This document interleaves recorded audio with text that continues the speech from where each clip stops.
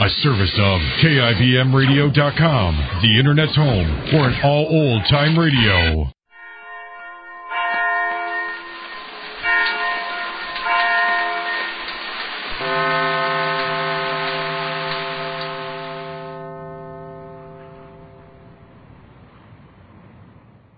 And now, a tale well calculated to keep you in suspense. Listen now to Yuletide Miracle, starring Larry Haynes and Santos Ortega, and written especially for Suspense by John Robert. Go ahead, laugh if you like. Only kids and old ladies believe in ghosts. Yeah, sure, that's what I thought, too. Until I met a chubby little guy with hair like cotton candy who called himself Sir Benjamin. But first, let me fill in the details about my meeting with Sir Benjamin. I was in one of those free eats missions along the Bowery. I ducked in there to escape a parole officer named Brannigan. Brannigan was out to hand me a merry set of bracelets for Christmas when he caught me. The mission was empty. I had it all to myself. Except for a skinny young punk hacking out a cough that made the benches jump. Hey, kid, you're sick. Yeah, I know. You need a doctor. I've had a doctor. I'm wearing hospital pajamas under this suit. Oh? Yeah, I went down the fire escape to the street.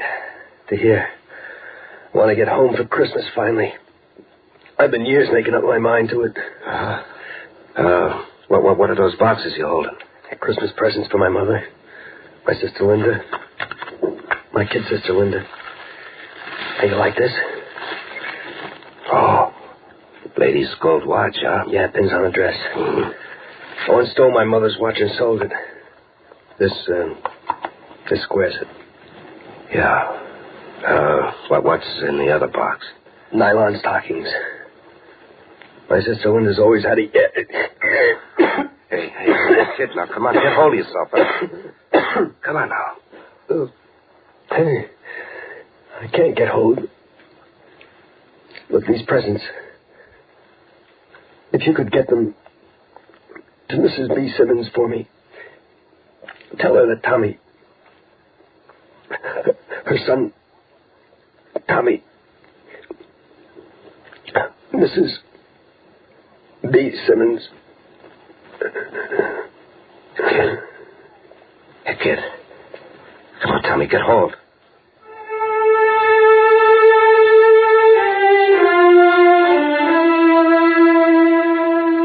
The coughing stopped. And it was right then that Sir Benjamin, the chubby little ghost with hair like cotton candy, happened. The first I knew of him was magic, as if he was announcing himself. There was music coming from an upright piano on a platform way down the mission hall. A Christmas hymn. But look, until my eyes popped out of my head, I couldn't see anybody. The piano was going, but nobody I could see was playing it. I went up to the piano and reached over the stool to see how the trick was worked. And my hands touched something solid, like somebody sitting on the stool. And then I saw fingers, hands, skipping along the keys. Only hands, as if they had a life of their own. I don't know why, but I grabbed at them. Ouch! That hurt. I bruise easily. Hey, I'm seeing things, and now I'm hearing voices. My voice, Chris. You're hearing me. Well, where are you? Right here, my boy. What? Just be patient, and I'll rematerialize. It takes a moment or two.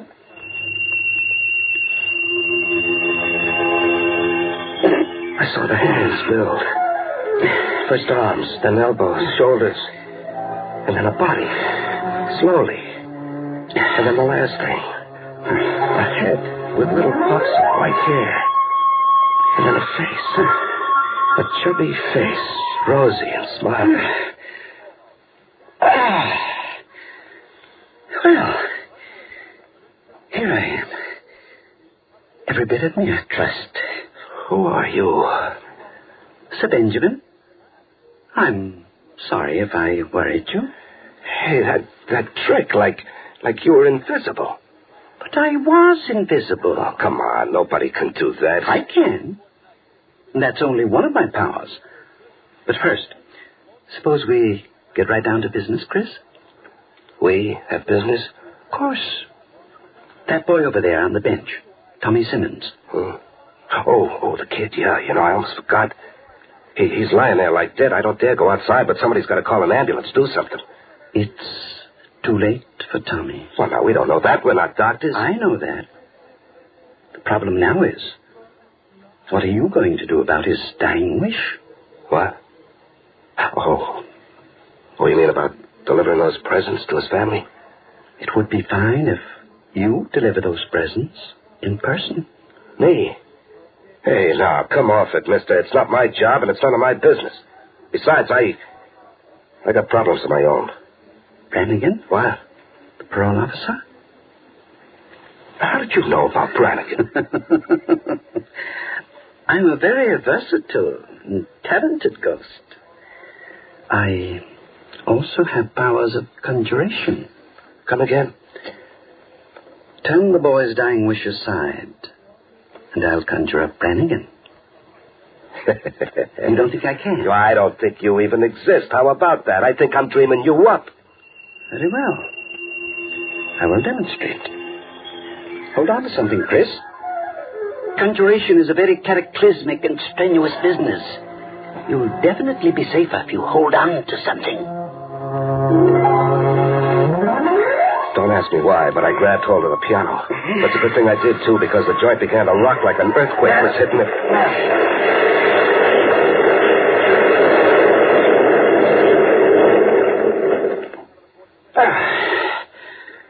There. I'm finished now. This is quite a job of conjuring.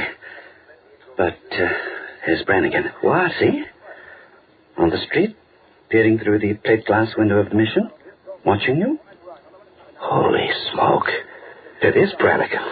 Hey, I gotta get out of here. I gotta find the back way out. Here, through this yard door, quickly. I dived into the yard with Brannigan's police whistle blowing at me. The yard was a dead end. High building walls all around like a prison yard.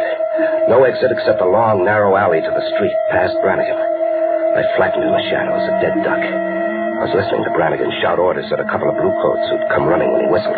Watch the exit, men, while I flush him out. D'Angelo, you're trapped. Better surrender peacefully. Do you hear me, D'Angelo? Trapped was the word, like a rat. Oh, a pity. Too bad, Chris. What's the penalty for violation of parole? A year, maybe 2. Oh, you were a big help shooing me into the yard. Here I go, talking to myself. You're talking to me. I could really be a big help. Give up, D'Angelo. Don't make me take you the hard way. Think fast, Chris. You were to respect Tommy Simmons' dying wish. If you were to go home for Christmas in his place. Okay. If I was to, then what? Then Brannigan goes empty-handed. In order to catch you, he must first see you. Oh, sure. Brannigan's suddenly gonna go stone blind, huh? No. You are becoming invisible.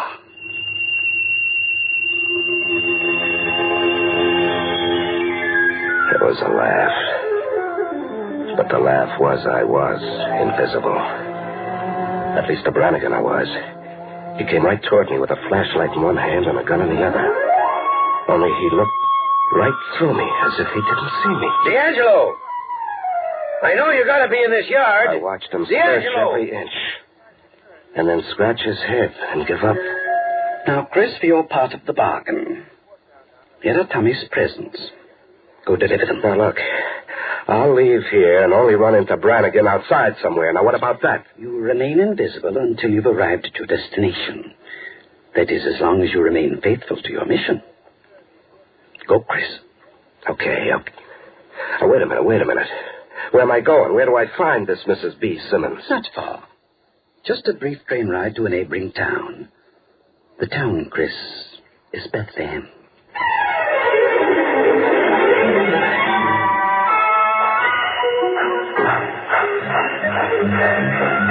Sir Benjamin had promised, it was a brief train ride. But funny, I felt like I'd come a long, long way.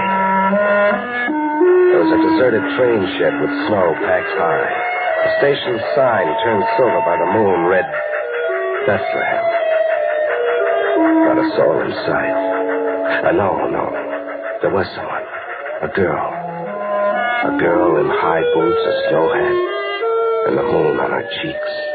She was coming toward me. Hello. Hello. Are you Chris?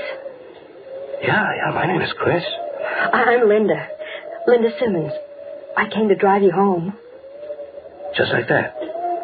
Just like what? Well, I mean, no explanations. Like you knew I was here. And how come you know my name? Oh, I was told you were coming, and told your name, too. You were told? Somebody telephoned. Oh. Yeah, he telephoned. He wasn't kidding when he said he was a talented ghost. Say, you came right at me just now. That means you saw me. You can see me, huh? See you? Yeah. Face, hands, body, me. I'm a guy. You look at me and you see a guy. No. I cannot see you. Then I am invisible. No. It's just that I'm blind.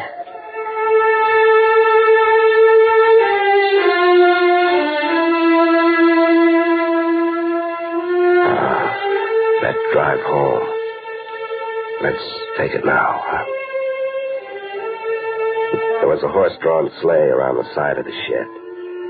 Silver bells on the reins and a horse whose name had to be Dobbin. You drove this rig all the way here by yourself?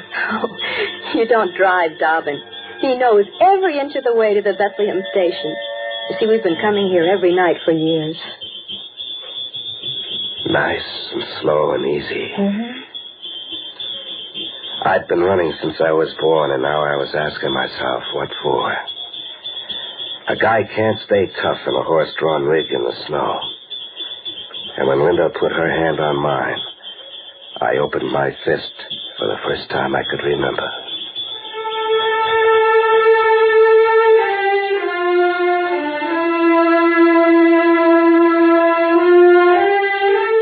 We reached home. A framed cottage, nothing fancy, with a candle burning brightly in the window. Come in, Chris. Mother! Right here, Linda. Oh, Mother, this is Chris. Welcome home, Chris. Yeah, thanks. It's a nice place you got here, Mrs. Simmons. Oh, I'm so glad you like it. Yeah, I don't exactly know how to say this, Mrs. Simmons. You see, I'm just a mug. I quit school the minute I learned how to tell the teacher off, so if I ain't got the right words... You don't have to have the right words, Chris. You don't even have to get it said. You see, I know. You know? About Tommy? Yes, all about Tommy. Well, how?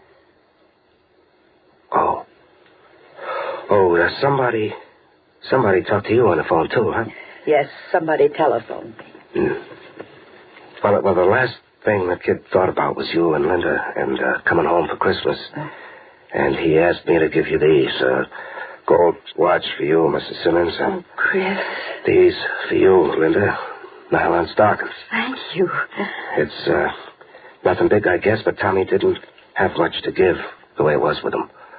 You're wrong, Chris.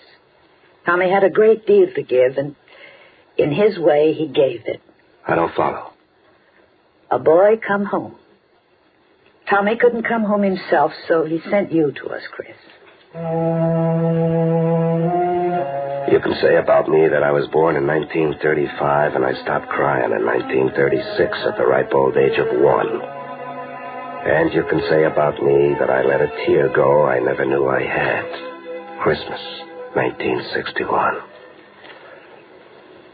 Linda. Yes, Chris. Don't get me wrong. You know, it's no crime being poor. Say it, Chris. Well, it's like this. It's Christmas, but I don't see any tree. And I've been sniffing close enough to the kitchen to know there's nothing roasting in that oven. You're disappointed? Oh, no. Is it all right if I borrow Dobbin outside? All right. Of course it's all right, Chris.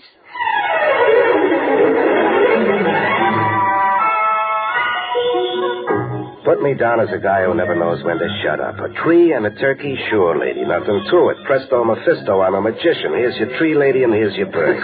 What? Quite a remarkable feat of magic, Chris. Presto Mephisto, eh? Sir Benjamin, I was wondering when you'd show up to Kibitz. You are here, Sir Benjamin. Yes, but immaterially. And please don't ask me to rematerialize, Chris. I daren't show my face in Bethlehem. Why not? I lived here once before my present situation. I wasn't very popular with my townspeople, I'm afraid. Oh, what they have against you? Bills. I died owing the butcher, the baker, and even the undertaker. Oh. Let's get back to your problem. Yeah, a tree and a turkey, and it's your problem. I'm dumping it right into your lap. You got me into this in the first place. I see. Have you any money? Not a plug nickel, and even if I had, the town is shut tight. But you're a talented ghost. A tree and a turkey ought to be a cinch. You got any ideas on it, Sir Benjamin? Only one. My customary way of acquiring necessary things while I was alive. Your customary way? Credit, Chris. And I hope never to be a borrower again. But I suppose it can't be helped. And, just where do we borrow this tree and turkey? From Uncle Cale's poultry farm. It's just past the Merchant's Bank, a short drive. Well, I'm a stranger here. Move over. I'll take the reins. Get there. There aren't any ghosts, and call me crazy, but Sir Benjamin drove the rig at a smart clip to a farm stacked with freshly cut trees. Take your pick of tree and carry it to the rig. And Chris. Yeah, what? No unnecessary disturbance. I owe Uncle Cale a formidable bill already. I threw the tree on the rig and went back. Sir Benjamin was coming out of a poultry house carrying a great big fat turkey. It's a job persuading this feathered fellow. Here, take the leash and be on your way. Well, wait a minute. Where are you going? To leave a receipt for Uncle Cale for one tree and one turkey. I'd sure like to be there when he reads it. So would I, Chris. So would I. I hurried back to the rig, right into the arms of trouble. Brannigan. Hello, D'Angelo. What? Run, and you won't get 10 yards. Okay. What did you do, look into a crystal ball to find out where I was? I didn't have to. I just took the same train you took. Oh, baloney. You had to see me to be able to do that. I had to see you. But were you, invisible or something? Sure, I was invisible. D'Angelo, you killed me. Invisible. Oh, yeah? All right, what about me yard behind the mission? You walked right past me. You played your flash right on me, but you couldn't see me. How about that? I'll answer that one. Maybe I didn't see you because I didn't want to see you. And now what? That's the truth, D'Angelo. I didn't want to catch you. I had to make noises like wanting to because I'm a cop. But I didn't want to make the arrest. Not on Christmas, D'Angelo. Yeah. Well, you're making the arrest now. Maybe I'm not. But why'd you tell me all the way here? To see what you were up to. To see if you really had a heart. Yeah. So, you're bringing the Simmons a tree and a turkey. Well, now, how do you know about the Simmons? I knew Tommy Simmons. I saw him pass you those presents in the mission before he died. I phoned Mrs. Simmons and Linda that you were coming. If it was you who telephoned? Me, sure. Who'd you think? What's it? I thought Sir Benjamin. You thought who, D'Angelo? Never mind. Skip it. Now, I'll ask one question, and then maybe I'll leave. Now, think carefully before you answer. Go ahead, ask. If I arrange for you to keep in touch with the parole officer by mail, providing those letters were postmarked Bethlehem, would you like it that way? Would I? Brannigan, where else does a guy want to write letters from but home?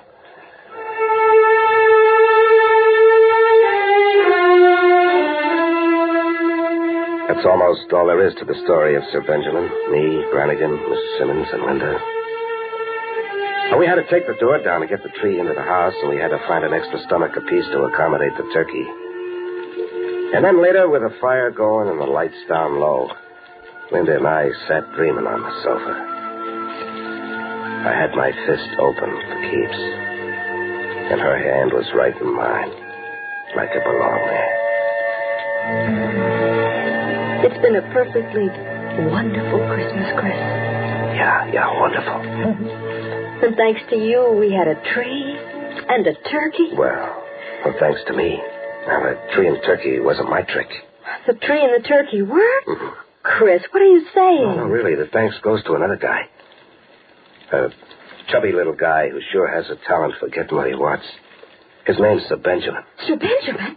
Yeah. Why? Well, the coincidence of names. Well, I used to call my father Sir Benjamin in play. Oh, we'd play Lord and Lady. My father and he'd call me Princess Linda, and I'd call him Sir Benjamin. The coincidence of names, you said, huh? Linda, suppose it isn't a coincidence.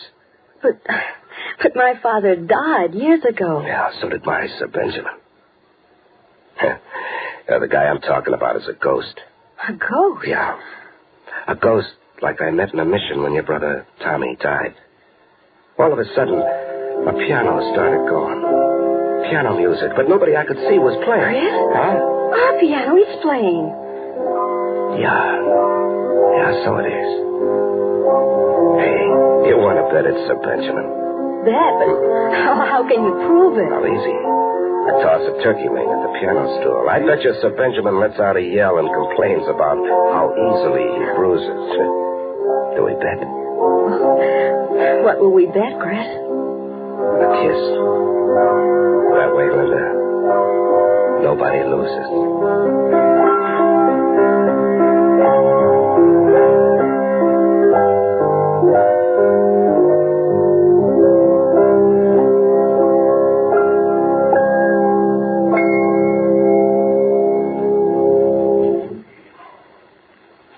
Suspense. You've been listening to Yuletide Miracle, starring Larry Haynes and Santos Ortega, and written especially for Suspense by John Roberts.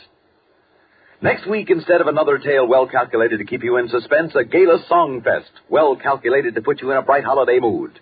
The 7th annual Christmas Sing with Bing will come your way over the CBS radio network next Sunday evening, Christmas Eve. Singing along with Bing, Catherine Crosby, the Norma Luboff Choir, and those two fugitives from the Met, Charlie McCarthy and Mortimer Snerd.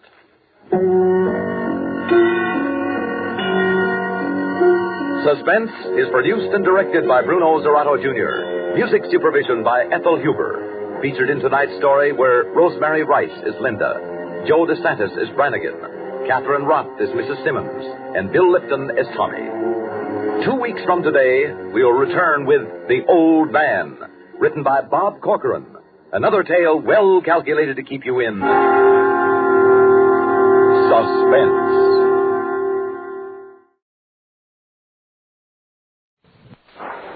And now, a tale well calculated to keep you in suspense. Listen now to The Old Man, starring Leon Janney in the title role, and Reynold Osborne as the director. Written especially for Suspense by Bob Corcoran. Madam, you're standing on my table. Oh, you're in the table. Madam, you're standing. Thank you. And a Happy New Year to you, too. Good evening, ladies and gentlemen. From New York's famous Times Square, where in less than 6 short hours, thousands of people will celebrate the moment we're all waiting for. Goodbye to 1961 and welcome to 1962. I beg your pardon. How does one get to Pennsylvania State? Right that way, sir. Oh, thank you. Even now, things are getting a bit crowded here as more and more people arrive, anxious to be as close to the center of the crush as possible. But I wouldn't miss it for the world. No, not for the world, my folks. Well, from my vantage point here on Broadway, just north of 44th Street, I can see the excitement in both directions. Excuse me, sir. Yes? I say, how does one get to Pennsylvania State? That way, sir. The famous lights of old Broadway are blazing, and I'm reminded of Chesterton comment about what a wonderland Broadway must be. to the man who can't read. Instead of cigarettes and beer and tissue paper, to such a man, the lights might spell out hope and faith, or advertise charity, goodwill, peace. Let's talk about one of the... Good evening, sir. Happy New Year to you. And now here's the cab driver who... Sir, the cable. Wait a minute. Boy, are you nervous, Mac? Will you relax? Big party. Happy New Year and all that jazzeroonie. Hey, what's that wire? It's a radio cable, sir. We're on the air. We're on the air. You mean people are listening to what you're saying? Of course. This is a CBS radio network. Hooray. Hey, give me that microphone, Charlie. I got a great joke. Oh, boy. You know, fellas, at this party I was at, it's a little dirty, but this is... No. I mean, that's very kind of you, but I'd like to talk to this gentleman here. What's your name, sir? Joe Wilson. And you're a cab driver. Well, he's sitting behind the wheel of a taxi crab. What else? How do you feel, Mr. Walton, working New Year's Eve? Oh, just another night, only worse, but no complaint. Do you always work New Year's Eve? Oh, I didn't used to, do now. I mean, you got a party to go to, someone wants you around, that's different. Look, I'm working, an old guy like me. That's got to be good, right? I agree, sir, I agree. Look, there's this girl, you see, and she's got a cockeyed parrot. Yes, that's very good, sir. Boy, you got a joke fast. Here's your cab, sir, right here. Do I want a cab? Well, you know how hard they are to get New Year's Eve. Oh, yeah, I'll take it. That's it, step right up. Sure. Hey, thanks a lot, man. Thanks for talking to me, Mr. Walton. Thanks for the fare. And there, ladies and gentlemen, a picture and miniature of what's going on all over this great city. The whole country. Some people celebrating, some working, but all mindful of the moment coming closer. Off with the old year and on with the new. The ending that is really a beginning.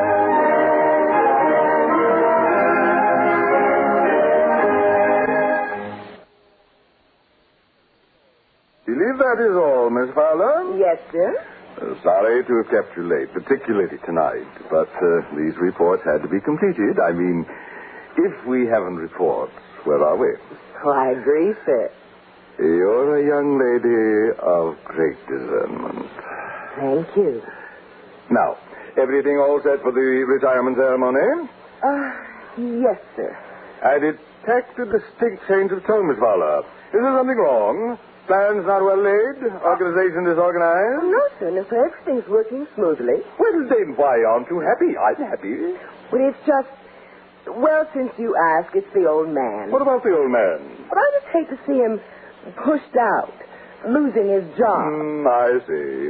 You're new here, so I will explain. Miss Fowler, it has become a cliché, which I nevertheless use when appropriate, that business is business. I've heard you. I mean, yes, sir. There is no room for sentiment here, no matter how well-meaning. Your feelings do your heart good, but our organization ill. Retirement is the way of the world. Age must give way to youth. When a man's job is done, he must step aside. I know that, but it seems a shame. Not to the men coming up. So the poor old fellow is just to be shoved out. He had a nice party planned.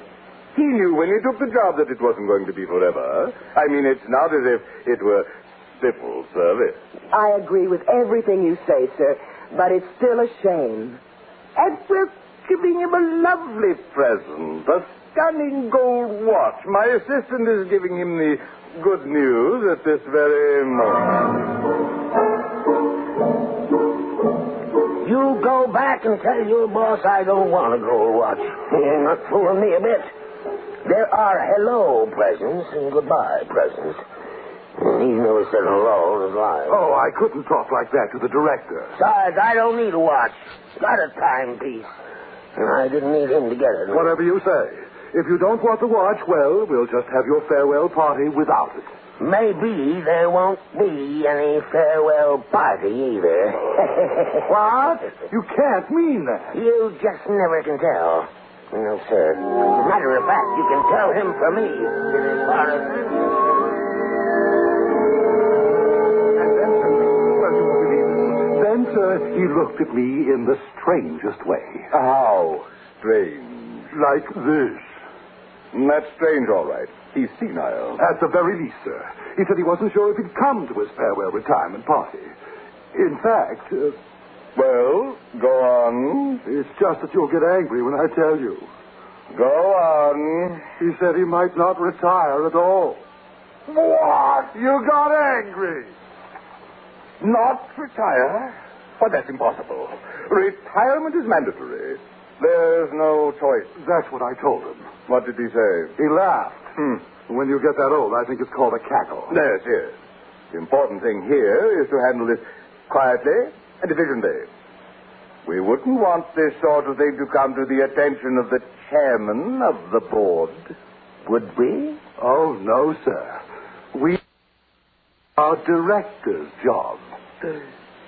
I will deal with the impertinence lurking in that sentence as soon as this matter is straightened out. Now, you will tell him that the rules are clear and that no exceptions can be made. We are sympathetic but firm. His retirement is here today, and it follows from this that tomorrow he won't be.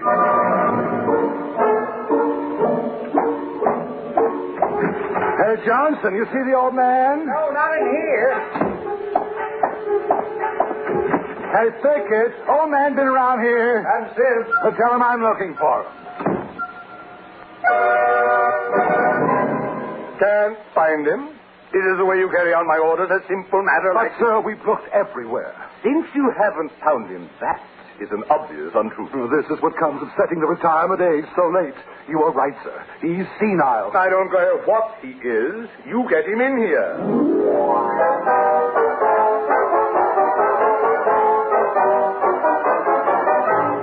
Mister, I've driven you clockwise around Manhattan, now counterclockwise. It's your money, but... Hey, mister. Oh, yeah, well, there's this girl, see, and she's got a cockeyed parrot. You told me, mister, 6 times. Very funny. Oh. Hey, look at that old guy over there. The sounds full nuts. No. He's no nut. It's New Year's Eve. Probably got lost on the way to a masquerade party. He's going to freeze in this weather. How about picking him up, huh? Oh, sure, Matt. Why not? Anyway, there's this girl, see. Mister! Cockeyed parrot. Yes? You going to a party? Well, I was invited to one. It figures. That get up there. Hop in, I'll give you a lift. There's a guy back there, but he's sleeping things off. Excuse me, sir, but you're not a young man. Not for a long time. In fact, now that I look more closely, not what even might be called middle-aged. Well, I guess you could say that. You're an old man, too, just like me. Now, wait. Okay, maybe not middle-aged, but... And here you are working. No one's trying to push you out of a job. Look, mister, you want to get in? I haven't got a year. You have now. Huh? Oh, I get it. Very good, yeah. Well, yeah, it's a real rig you got on, mister. That's how I got your crack about me having a year. You go to a masquerade party, you go all the way, huh? A complete bit. Long white hair, the beard, the white shimmy, whatever you call it, the hourglass, and that thing, yeah. A size. Yeah, that's it, yeah. You wearing slippers in this kind of weather, huh? Sandals. Oh, yeah, sandals, yeah, sure. You know, take it from me, you're a cinch for first prize. They want to give me a gold watch. Nice prize. How come you already know you're going to win it? It's for my retirement. Masquerade retirement party? No. Just retirement. I see. Where can I drop you, huh? Your hair is just as white as mine. Look, my hair is just as white as your wig. Like no one is trying to make you retire. I'd like to see someone try. Well, you are very fortunate. Giving you the squeeze-out play at work, eh? Yes. How long you been on the job? 365 days. Well, I thought you'd been there like, 30 years. It's about the time they haul out the gold watches and wave bye-bye. I don't need a watch. This hourglass works perfectly. Where can I drop you? I've been reading lately about geriatrics. Oh, sure. Yeah, me too. Well, a man's age should have nothing to do with his holding a job as long as he can do it. That's been proven. I agree with you 100%, so don't quit. And another thing...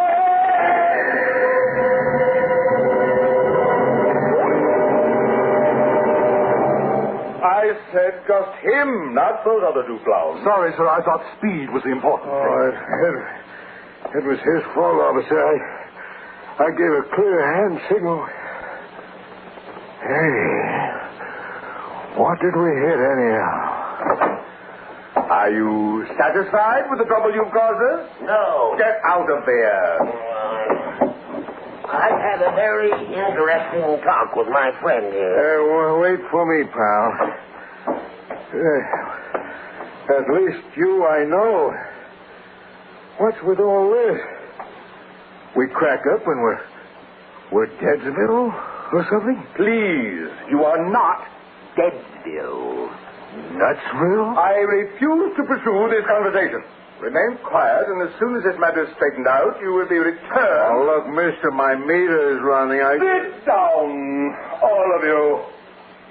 1961. You sit there. Right. 1961? Miss Fowler? Yes, sir. 1962 here? Right on schedule. At least something is going right. Bring 1962 in. 1962, Nutsville. There will be no muttering. This lamentable matter can be cleared up quickly, smoothly, and efficiently. Hey, you know, it's a long time between drinks, huh? Boy, we sure drove a long way to get here. Sit right here, quietly, please. Oh, games. Oh, that's great. Where the girls? Well, one is better than nothing, but what kind of a party will they be? Like none we were ever had, buddy. Attention, please. Attention, please. I believe I conveyed that thought. Sorry, sir.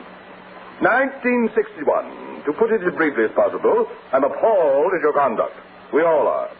From time, out of mind, we have always run things here in orderly fashion. Well, maybe it's time someone changed that. 1 year giving way to the next. No sense to it, as far as I can see. Now, if I couldn't do the job well... The job is no longer yours to do. Now, 61. I may call you 61. Nutsville. Yours has been a good average record. Our files show that you did things on time. You started spring on March 20th at 3:32 p.m., summer, as agreed, at 10:30 a.m., June 21st, and so on, so on, so on. Now, suddenly, I find that you refuse to step aside at midnight tonight, so that your rightful successor can take your place. Why should I quit for him? It's the way you got the job. That 1960 was falling down on his face. I'm as good as ever I was. That baby looks sort of stupid to me, anyway. He didn't do anything but sleep. Now, you see, I've been reading about geriatrics. I know. That's what started this whole mess. And I had a nice talk with my friend. I know that, too. Well, here's something you didn't know. You can call off your big fancy party that you got all set up for 12 o'clock tonight because I'm not going to be there. Oh, dear. December 32nd, December 33rd, December... Oh, shut up. Is this just on level? I haven't been drinking, and I'm hearing the same thing. Will you two be quiet? Well, 1961, now that you've had a chance to think over this matter, I'm sure you'll see the whole thing in an entirely different light. Well, I'll say one thing for you. You're often wrong. I took this job a year ago. And a joyous occasion as well. And I had things all planned. Going to do a lot of things. Make the world better, people happier, things like that. But you did fine. I had Miss Fowler got some of your clippings together. Give them to him, Miss Fowler. Here you are. Highlights of 1961. Very nice. See for yourself. Oh, I saw him. That's just a good part. Well, I got a mess of clippings not so good. So I figure with my experience, I'll just stay on the job and make a little better name for myself. Well, you just can't. And that's all there is to it. Well, I checked. And you can't get me out of this job unless I walk out. Mr. Director, is that true? The rules... I was not always director. In the beginning, certain niceties of organizational procedure were overlooked in the obvious excitements of exploding particles and expanding gases. The gas is still expanding. Until this unfortunate moment, this oversight has never occasioned any trouble. In fact, 1929 wanted to quit before his term was up. That was his business. My idea is to keep on the job. But think of all the 1962 almanacs. The calendars. The speech is starting, poised as we are on the threshold of a new year. I don't care about any of that. Look, Mr. Director, I don't mean to butt in, but you're spinning your wheels. You said right, Mike. Mr. Director, your selling for 1961 is not buying. Maybe we just sort of... Quiet! I do not need two ordinary mortals to tell me. Times past, present, and future. Assistant Director speaking. Assistant to the Director. Yes, sir. Yes, sir. Yes, sir. Yes, sir. Yes, sir. Boy, you sure told him off, huh? Well, and stop smiling. That was the chairman of the board. Oh, Big Daddy. He told me to tell you to be quiet. Me? You. So be quiet. Really? It seems that these gentlemen are not here by accident. The chairman planned that they would encounter 1961. On Fulton Street? He said he might be able to do what you obviously cannot. Well, I know the chairman of the board is a very smart fella, even with some of the people he's got working for him. But you boys aren't making me change my mind. Wouldn't try to anyway. No, me neither. Well, that's more than I can say for some around here. 1961, you got any idea why the chairman wanted us to talk to you? Nope. Unless he got tired of listening to this blabbermouth here as much as I did. I've been wondering myself. We're such a clean-cut type, you know? Maybe it's because we sort of know more about you than anyone here. I mean, we lived you know? Yeah, I guess you did. Yeah, and even though this is where you keep time or dole it out or whatever goes on around here, we use it. Sure, you go to the consumer every time if you want the facts. You know, could be that we know things about you and your job that never occurred to you. Now, you two aren't going to try to soft soap me into the trash pile, too, are you? Look, we were talking about geriatrics, remember? You bet. Well, I guess there's no worse feeling than being useless or unwanted or rejected. Oh, you know, too. Oh, a guy doesn't push a cab around town New Year's Eve if someone like, say, a daughter and son-in-law ask him to stay home and join their party. They want to give a party to get rid of me. Well, that party's going on all over the world. Sure, that's the thanks I get. The appreciation. What have they got against me? Was I that bad? You. What kind of a year was I for you, huh? The worst year of my life. Me? Yeah. My wife and I were always going to take this trip, see. When we got a little ahead, you know. Oh, sure, man. Then all of a sudden, it's just a little cold in the chest. I tell you, old man, I won't be sorry to see you go. What about you? Oh, me? Well, I don't know how to say this. Go ahead. It's all right, whatever you got to say. Well, I can't remember a better year. Got the brakes all the way, a lot of laughs, my health, the whole pitch, you know? Yeah, that's not so bad, is it? Oh, it's fine for him and millions like him. For some other millions like me, even worse off. Not so fine.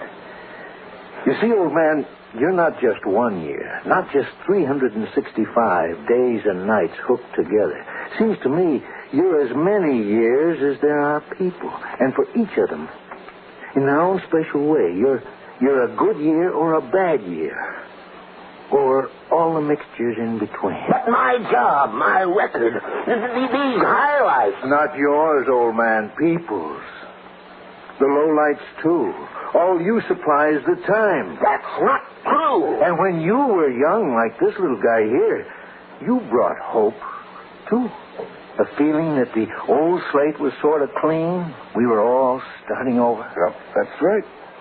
Kind of get the past behind you all in one lump, and there's a whole new year, to use any way you like. You're not lying to me. For what? I can always use some hope, but I wouldn't make a federal case. People all over the world are looking to say goodbye to you tonight and hello to the kid. I'm with them. What if I say no? You got me. Well, we'll see what happens at midnight.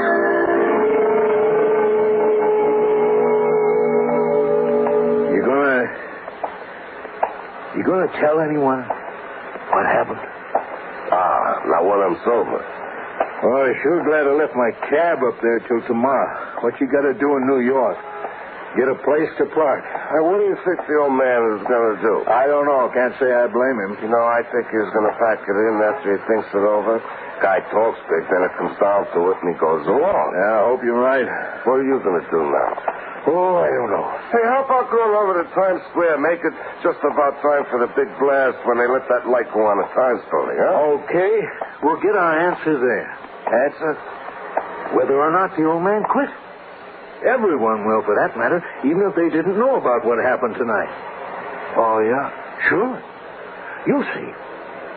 If, when the whistles blow and the bells ring and everyone hollers, Happy New Year, we get that good feeling of hope.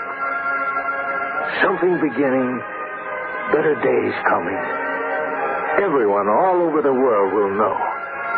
The old man quit. Suspense.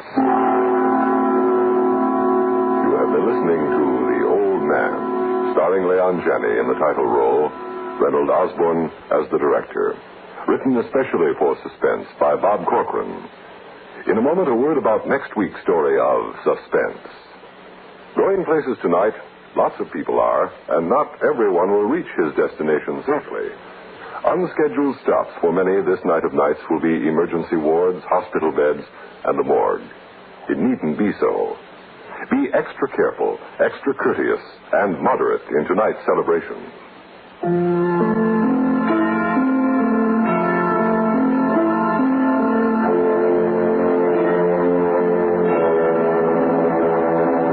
Suspense is produced and directed by Bruno Zerato, Jr. Musical supervision by Ethel Huber. Featured in tonight's story were Lawson Zerbe as Joe Walston, Ivor Francis as the assistant to the director, Larry Haynes as the tippler, Ralph Camargo as the announcer, Rita Lloyd as Miss Powler, and Guy Rep as Johnson. Next week we will return with Breakthrough, written by William N. Robeson. Another tale well calculated to keep you in suspense. Happy New Year from the CBS Radio Network. And now, a tale well calculated to keep you in suspense. Listen now to Breakthrough, starring Adelaide Klein and Philip Sterling, and written especially for Suspense by William N. Robeson.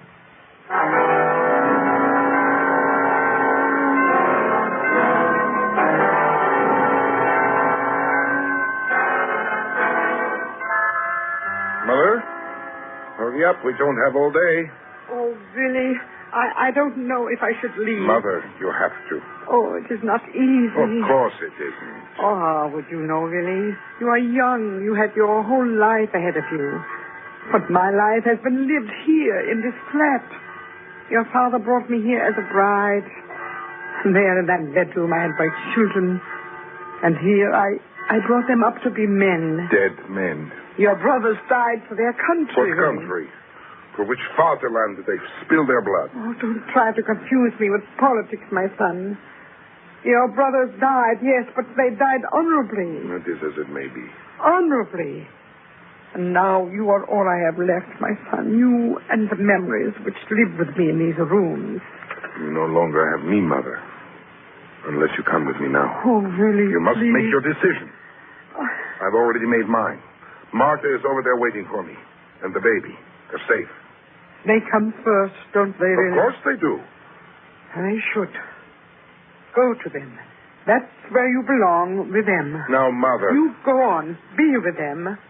I will stay here with the memories of men who cared for the old days. Now, Mother, listen to me. Just be quiet and listen. I came back for you, didn't I?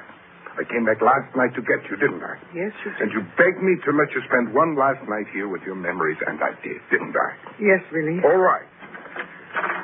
Now, understand me, Mother. I'm leaving now. I cannot risk another minute. The way things are, they may close the border any time. I cannot take any more chances. Mother, I want you to come with me. Martha wants you too. Your little granddaughter, she wants you.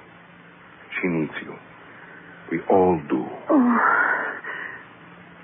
Now, will you come? All right, Billy. Good. I just have to get a few... No, Mother, nothing. You take nothing. You come the way you are. But really, they are... Aren't you even going to lock the door? What difference does it make? The neighborhood, it has changed so you cannot trust your neighbors anymore. What do you care? You will never see them again. Ah, good morning, Frau Schmidt. Oh, Herr Weiss, good morning. Don't stop to talk. Keep going. Well, where are we off to so early this bright Sunday morning? Why, church. You're going to church. That's nice. A pious and dutiful son off to early church with his mother. Still working on the other side of the city, Willie? You know it's forbidden. Yes, I know. I wondered if you did. If you'll pardon us, Herr Weiss. Get in, Mother. Yes, indeed. Mustn't keep the pastor waiting, must we? Or vice versa, nicht? What did he mean by that? Who knows? Oh, he is a godless man. He's one of them. Don't look back, Mother. Remember what happened to Lot's wife. Oh, really? I will tell you when you can look back. When, really? When we get through the Brandenburg Gate. Then you can look back, and you can thumb your nose at them if you want to. And you are sure I will not turn into a pillar of salt? I guarantee it.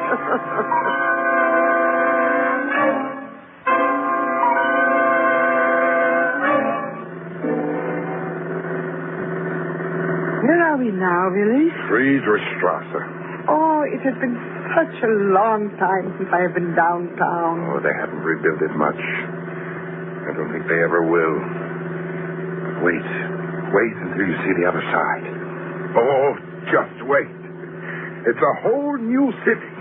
A shiny new city. The Unterden Linden. It was Weidewandt, or so it seemed when I was a girl. Here's the Brandenburg Gate up ahead. It probably looks the same, huh? Not quite. There was no barbed wire or soldiers. Barbed wire? And the barricade. We're too late. Oh, that soldier. He's pointing his gun, Willie. He's motioning you to stop. Halt! What is this? The gate is closed. Closed? As you can see. Why? Orders. But I've got to get through. My wife and baby are over there. I cannot help you. Look, I took them over 2 days ago. Then I came back from my mother here. That's just the trouble. People like you, hundreds of you, thousands, going over to the west and not coming back. Well, not any longer. Nobody goes, nobody comes. The wife and kids stay there. You stay here. Would you care to bet on that? This gun says you stay. You would shoot a countryman? If he doesn't obey orders. What kind of a German are you? A citizen of the Deutsche Demokratische Republic. Stooge. A communist stooge. Jimmy, be careful. Take him out of here, lady, before I shoot him. I'm warning you. You better turn around and go back. Come, Willie. Don't you understand what this means, Mother? They're closing the sector. They're splitting the city in two. We are trapped here. Now, I'll never get back to Martha and the baby. If only you had come with me last night. I'm sorry, Lily. And you are right. Just because I am a silly, sentimental old fool. Well, let me try. Herr Polizei. What are you going to do? I am going to talk to this policeman. Peter? We must get across to West Berlin. You will please let us by. I'm afraid that's impossible. My son here has already taken his wife and little baby across. They are waiting for him at Marienfelder. He only came back to fetch me. You shouldn't tell me these things. Why not? You are implicating your son. I could arrest him for aiding the escape of our people. Your people? You don't own us. Your Communist Party doesn't own us. We're free people. I could also shoot him for an enemy of the state, and I might, if you don't get him out of here. But we want to get out. We want to cross over. Oh, we must. Here, I will give you money. It is not much, but I will... Bitte, gnädige Frau, don't try to bribe me. That is a crime for which I can arrest you. But you wouldn't arrest him. Werner! Achtung! Jawohl, Heinz. Was ist los? Running through the gate! That old man! He refuses to halt! You're there! Halt! Halt, I say! Or fire! Yes! Oh, the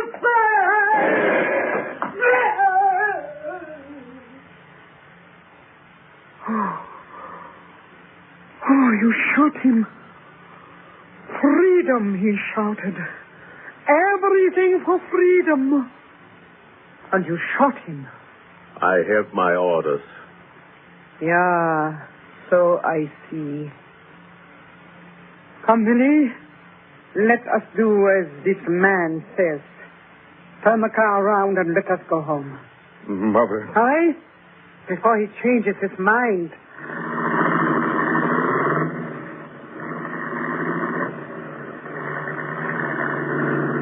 Heinz? Jawohl, Werner. Lend me your motorcycle. Oh, take it. You stand by here. Where are you going? After that car. I think we should know more about these people.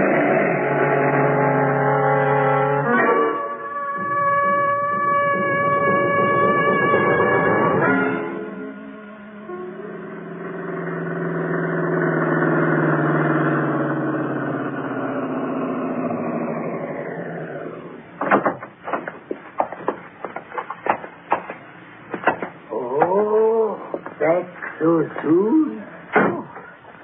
Herr Weiss. Pastor didn't have much to say this morning. No, it was a short service. Ah, all the better. It gives you more time to enjoy the fine weather. Take a drive over to West Berlin, maybe. Why do you say that? Oh, no reason. But there are some lovely places to drive in West Berlin. The Wannsee, the Zahlendorf. Willie, please, help me up to the apartment, yes? What's the matter with her? She's upset. Something the pastor said? No, something you communists did. You should be more careful, Come, Mother. my boy. Come, Mother. I'm sorry, Willie. Very sorry. No, Mother. I did not know. I did not realize how bad it was. I did not think they would really close us off. It's all right, Mother. We have to try to find another way. How, Willie? They will shoot you. They will shoot you down like they did that poor man. And all he wanted was freedom. The door is unlocked. Yes, we left it that way. Oh. Don't you remember? We were never coming back. Oh, Willie. Please forgive me. All right, Mother, I forgive you. I don't. Carl, what are you doing here? Where were you last night? Willie, who is Excuse this me, man? Mother. This is Carl Dietrich. My mother, Carl. Frau Schmidt? I am glad to meet you, Carl. Carl's a friend of mine. We worked together at the office. I promised to pick him up last night and drive him over to West Berlin. Yeah, what happened to you? Well, Carl, I will tell you what happened. I would not leave, and he would not go without me. It was my fault, and I am sorry. Well, there's no use crying about it now. I thought you would go all across the line when I didn't show up. Well, I tried to, but it was too late. At midnight, they were already stringing by at the Brandenburg Gate. I tried Bernauerstrasse. They were starting to build a wall. Wall? Big concrete slabs. Lieber Gott. Everywhere along the line, there were Bofors with Sten guns. I know. We saw them use one. How about the Tetloff Canal? At 3 o'clock this morning, they were as thick as frogs along the canal. Oh, they mean business this time, Willie. They warned us. You can't say they didn't warn us and we were fools enough to let ourselves get caught. We're not caught yet. But I nearly was. Where? When I realized I couldn't get across the line, I went back home. And guess what? More post? What else? That's right, waiting for me outside the building. I got away as fast as I could, and I came here. It's the only place I could go. The door was open. It's all right. Did anyone see you come in? There was a fat man sitting on the stoop next door. Oh, he would be. Really? Yes, Mother. Come through the window. What is it, Mother? Look down there. That police. He just rode off on a motorcycle. It's the same one who stopped us at the gate. He's asking Herr Weiss something. Herr Weiss is pointing up here. Stand back from the window. He will see us. Who is that fat one? The neighborhood informer? That's about it. The police, he is coming up here. Millie, we must do something. What can we do? He's got a gun. And I've got a knife. No, Carl. Yes, Carl. Use it. Kill him as he killed that poor man out in the square. Mother. Yes, I mean it, Willie. Oh, you are shocked to hear such words from your mother? I am shocked to say them. They come strange and bitter on my tongue, but they must be said. I did not know before. But I know now, hearing you talk, seeing them kill. The guilt belongs to all of us. For it is the times we live in that make us murderers. Yes, Carl. Use the knife. I'll get behind the door. You two really out of sight. Just a minute, I am coming. Yes? You are the Frau Schmidt?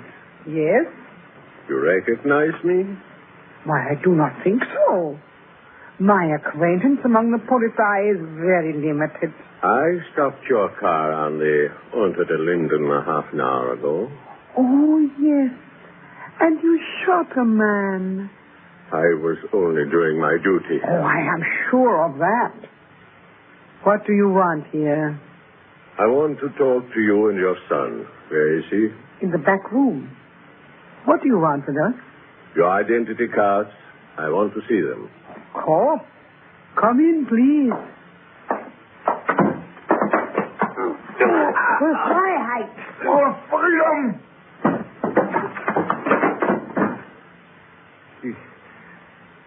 He's dead. He is dead. Good. Mother? No, Willie. We were right to kill him. Usually we Germans are wrong. We listen to the wrong people. And like dumb animals, we do what they tell us to do. When we kill the wrong people for the wrong reasons. But this time, we were right. Mother, I don't know you. You're like a stranger to me. Am I really? Am I my son?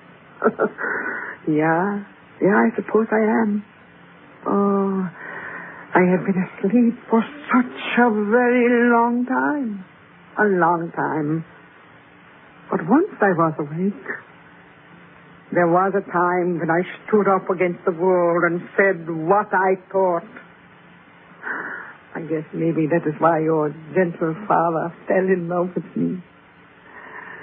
But I soon learned that in Germany you could not have an opinion and also have your freedom. So for the sake of my husband and my children, I gave up having opinions. I did not know that I was giving up freedom, too. They have an opinion for you. They feed them to you like pretty little sleeping pills. The Fuhrer, Ulbricht, What difference does it make? They keep you half asleep with their manufactured opinions. But this morning I woke up when I saw that man die for freedom. Does it shock you, my son? No. Mother, but... Willie, give me a hand here. What are you doing? Trying to relieve this corpse of this uniform. You have a plan. Fear someone should. Yes, I have a plan. What is it? A Volkspolizei came up to this flat. A Volkspolizei will leave it if he can get into this uniform. And he will have under arrest Frau Schmidt and her son. Gut, ganz gut. You will get into the car and drive off escorted by the same Volkspolizei and apparently under his gun. But why go to the trouble of this masquerade? Why don't the three of us just go down the stairs and drive off? Forget your neighbors, the informer. Oh, yes. Yes, you're right. And a uniformed escort just might be able to get you across the line to West Berlin. Where? I think we'll try the Friedrichstrasse checkpoint this time. There. Remarkably good fit, don't you think? Like it was made for you. Frau Schmidt? I am ready, Karl. Remember, you are my prisoner. Just do as I tell you, and pray your neighbor doesn't recognize me. This time, Willie, lock it. Why, Mother? We do not want our guest to be found too soon. That is right.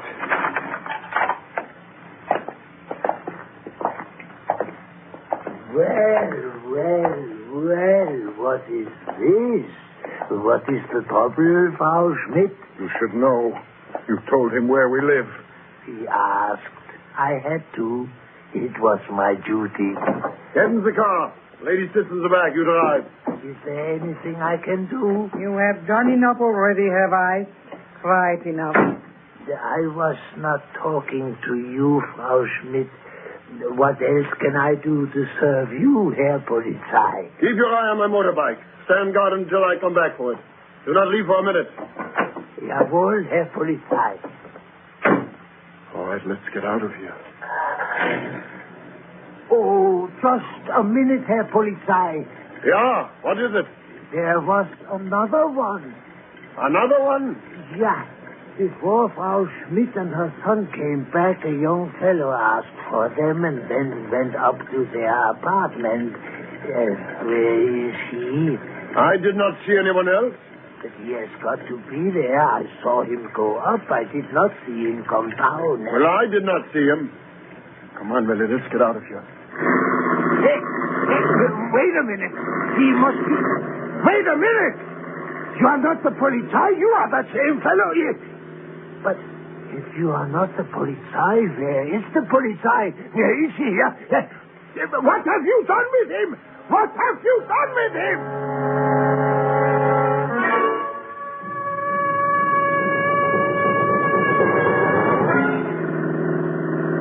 Friedrichstrasse checkpoint coming up. Herrgott, look at the wall they have built already. But there is still an opening.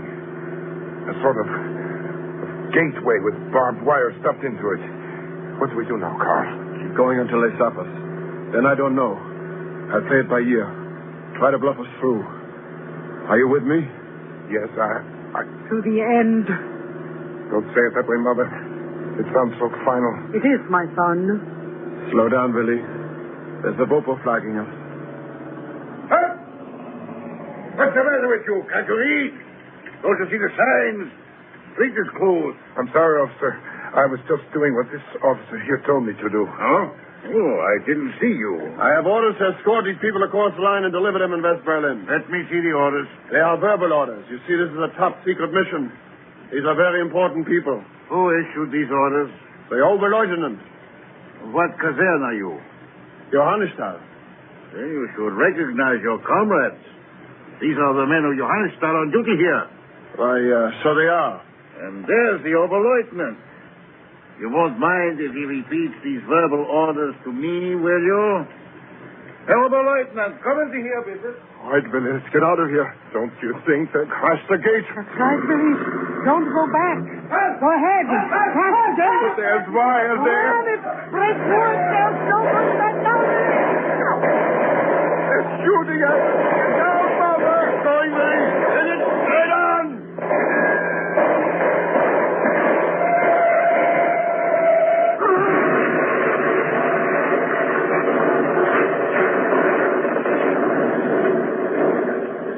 Holy Toledo, what a crash.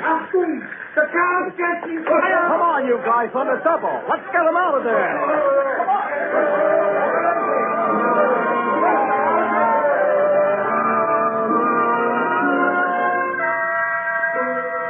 Take it easy, man. You're going to be all right. Mother. My mother. She didn't make it. And Carl? You mean the other guy? Well, he didn't make it either. But you made it. You're a free man now. You're a free man. A free man.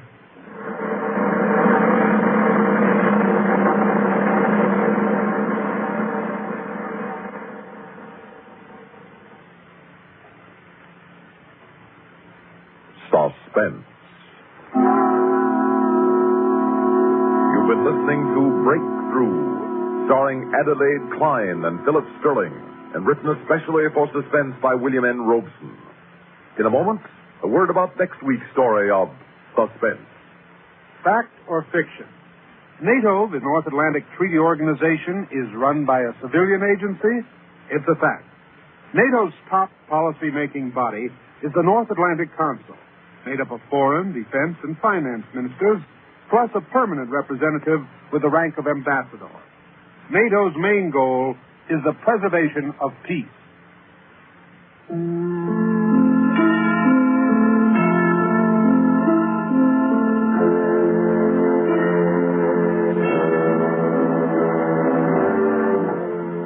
Suspense is produced and directed by Bruno Zerato Jr. Music supervision by Ethel Huber. Featured in tonight's story were Bob Dryden as Vice, Danny Acco as First Vocal, Alan Manson as Carl, Louis Van Ruten as Third Vocal, Guy Rett as Second Vocal, Doug Parkhurst as the GI, and Sam Raskin as the escapee. Listen again next week when we return with Feathers, written by Jonathan Bundy, another tale well calculated to keep you in suspense.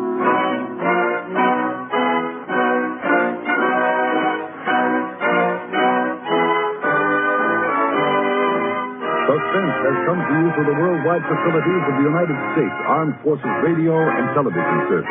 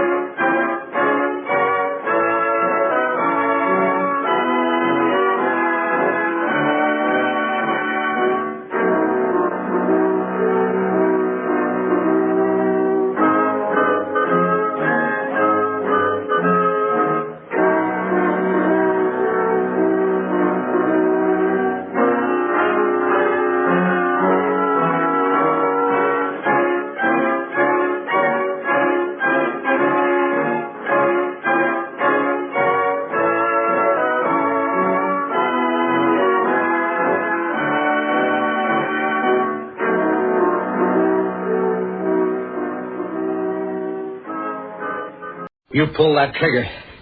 You kill me, Feathers, and I'll come back and haunt you. I'll come back and haunt you for the rest of your days. Don't you forget that. Listen now to Act One of Feathers, starring Lawson Zerbe, and written especially for Suspense by Jonathan Bundy.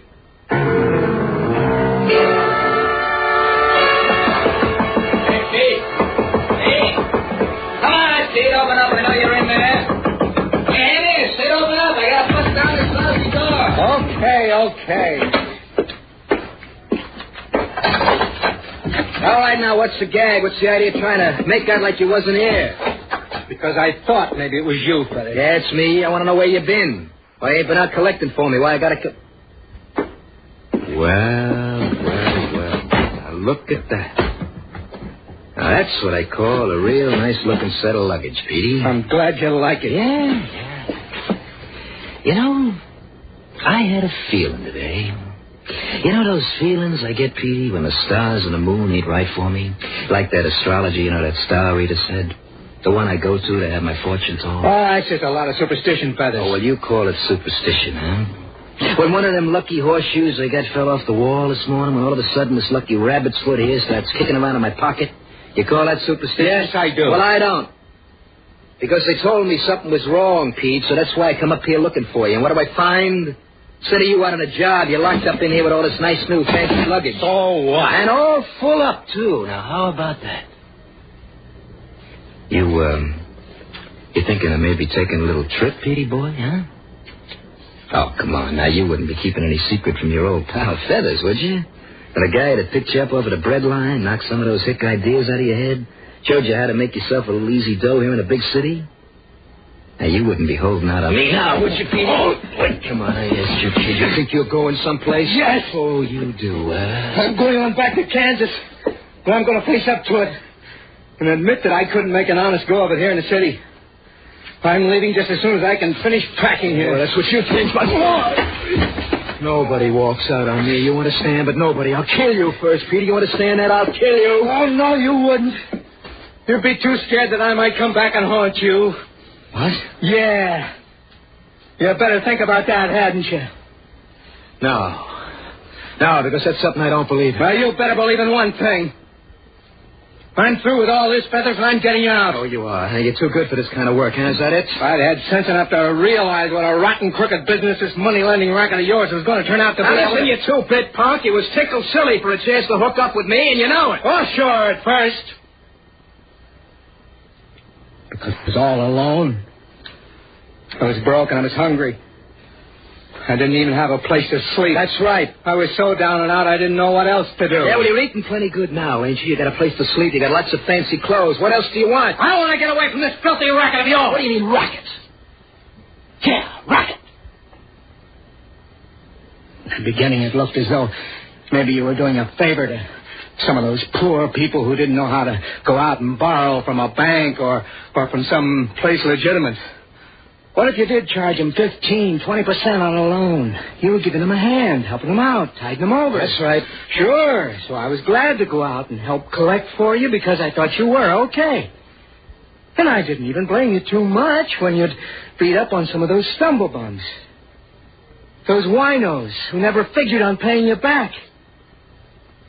But when you started pyramiding on them, on the people who really needed help when they couldn't pay off right away, charging them 30%, 50%, 100%.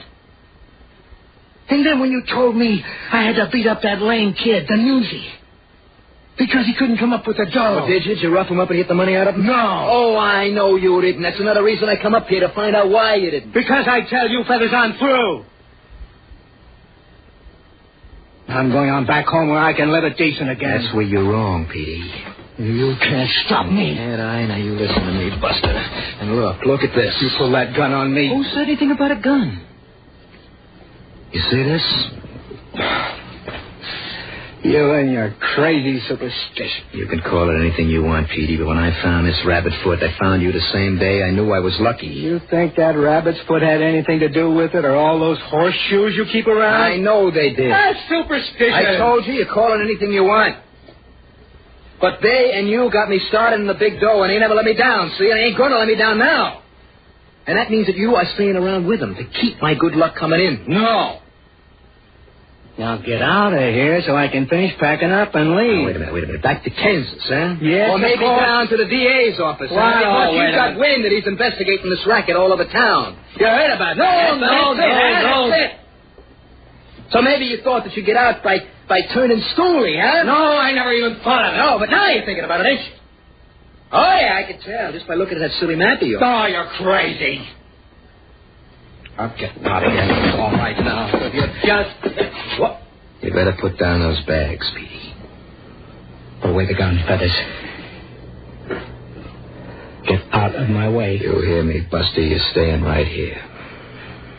Feathers, you pull that trigger. You think I wouldn't? You pull that trigger.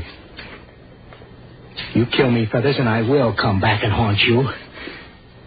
I'll come back and haunt you for the rest of your days. Now, don't you forget that. Now, get out of my way. Oh, you want it, don't you? You're really asking for it. You think maybe you can scare me, don't you? Well, you can't, because you ain't leaving here. Now, you sit down them bags, and you listen to me. You hear me set them down. Now, I warned you. Out of my way. Oh, no, you don't swing on me again, Feathers. I bet I will.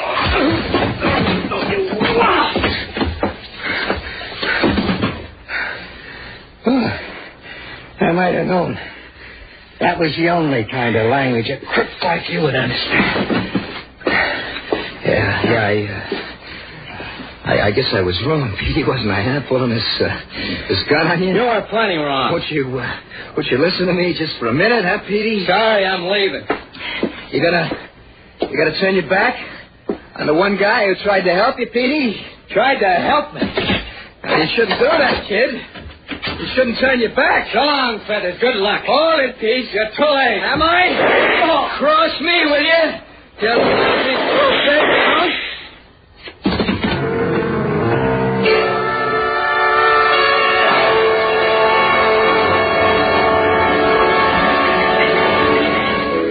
So, figure it out, Gilroy.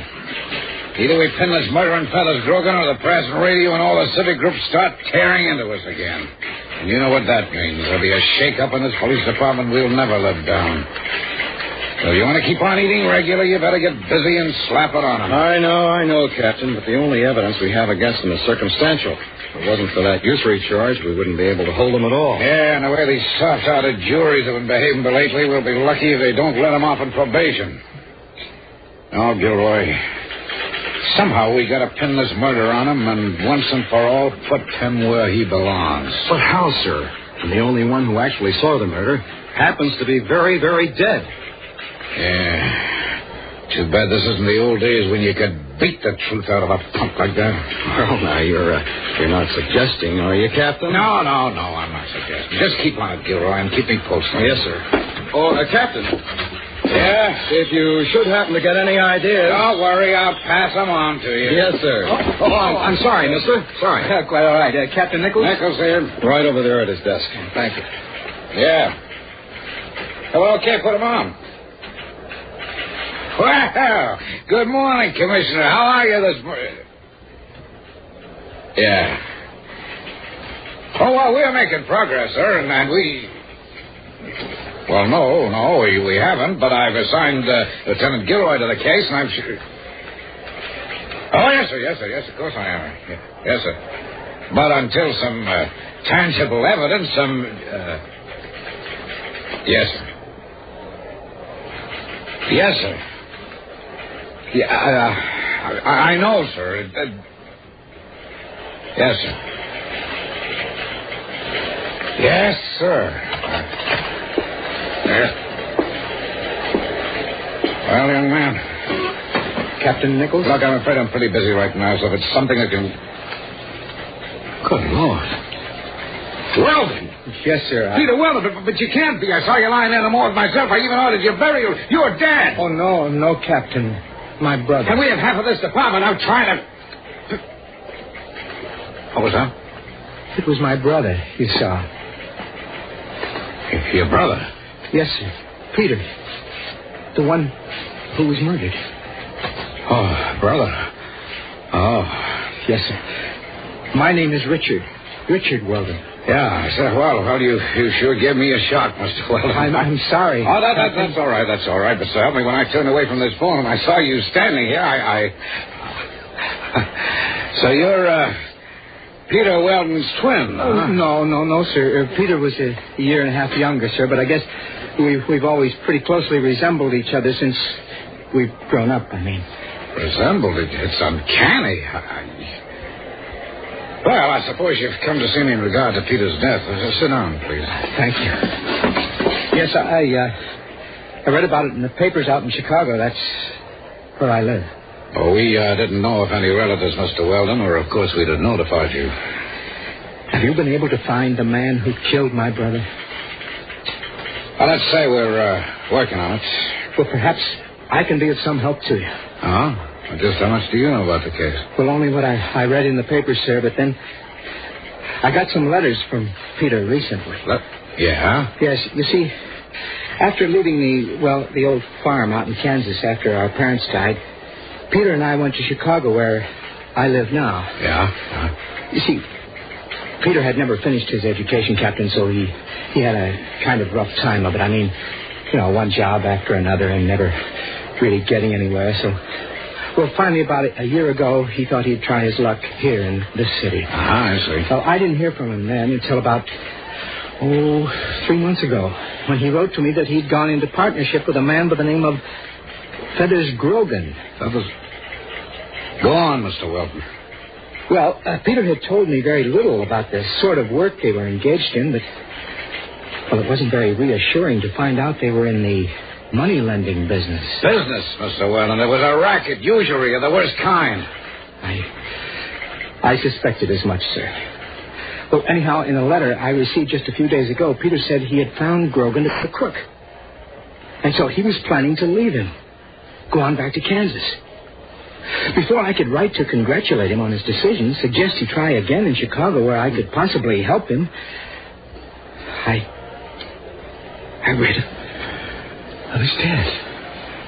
His murder. Yeah. And, have you reached the same conclusion we have, that Feathers Grogan killed your brother? Yes, sir. And I take it you know all about this man, Feathers. Yeah, we sure do. He's cooling his heels downstairs in the lockup. Then you have the evidence necessary to convict him? No, Mr. Weldon. Instead of a murder charge, he's only being held in connection with the DA's investigation of the money-lending racket.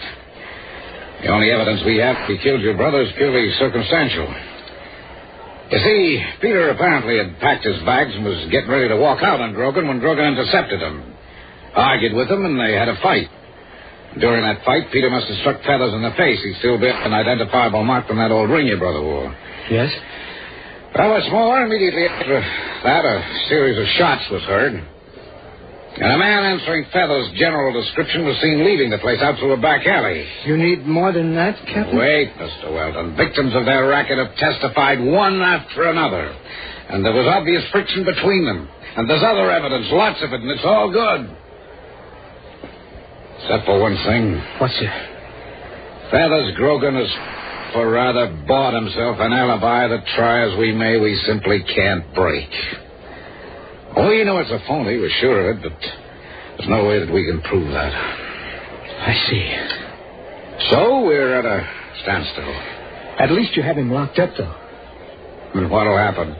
He'll pay a little fine. Perhaps he can get a short prison term for his loan shark practices. But so far as your brother's murder is concerned, he's going to get... Wait a minute. Yes? Wait. Yes, sir, yes. Superstitious. What? Feathers, totally superstitious. He literally begged to have his rabbit's foot left with him. Yeah. And he almost cried when he accidentally broke the little mirror that he shaved with there in his cell. Look, Weldon, I got an idea. Yes, Captain. This almost unbelievable resemblance. And I know it sounds fantastic, but it just might work. Yeah, well, what is it, sir? Look, I'm going to have him transferred right away. There's one cell down there that's completely isolated from the rest. And that's where I'll have him put, because in that particular cell he can be watched without his knowing it. Watched and listened to.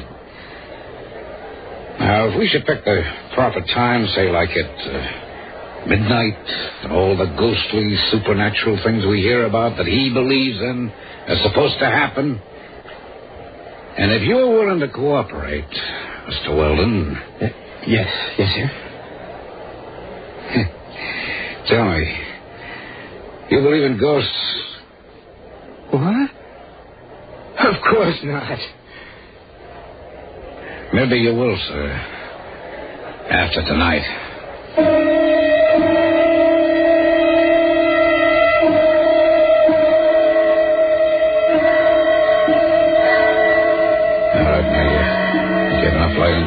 so we can get everything Grogan says down to our end? Yes, sir, Captain. Plenty of light. Gilroy? Tape recorder's all set, Captain. I only hope that when he wakes up, Grogan doesn't hear it. Get suspicious. Well, the noise we've made so far hasn't even disturbed his slumbers. I think we'll be okay.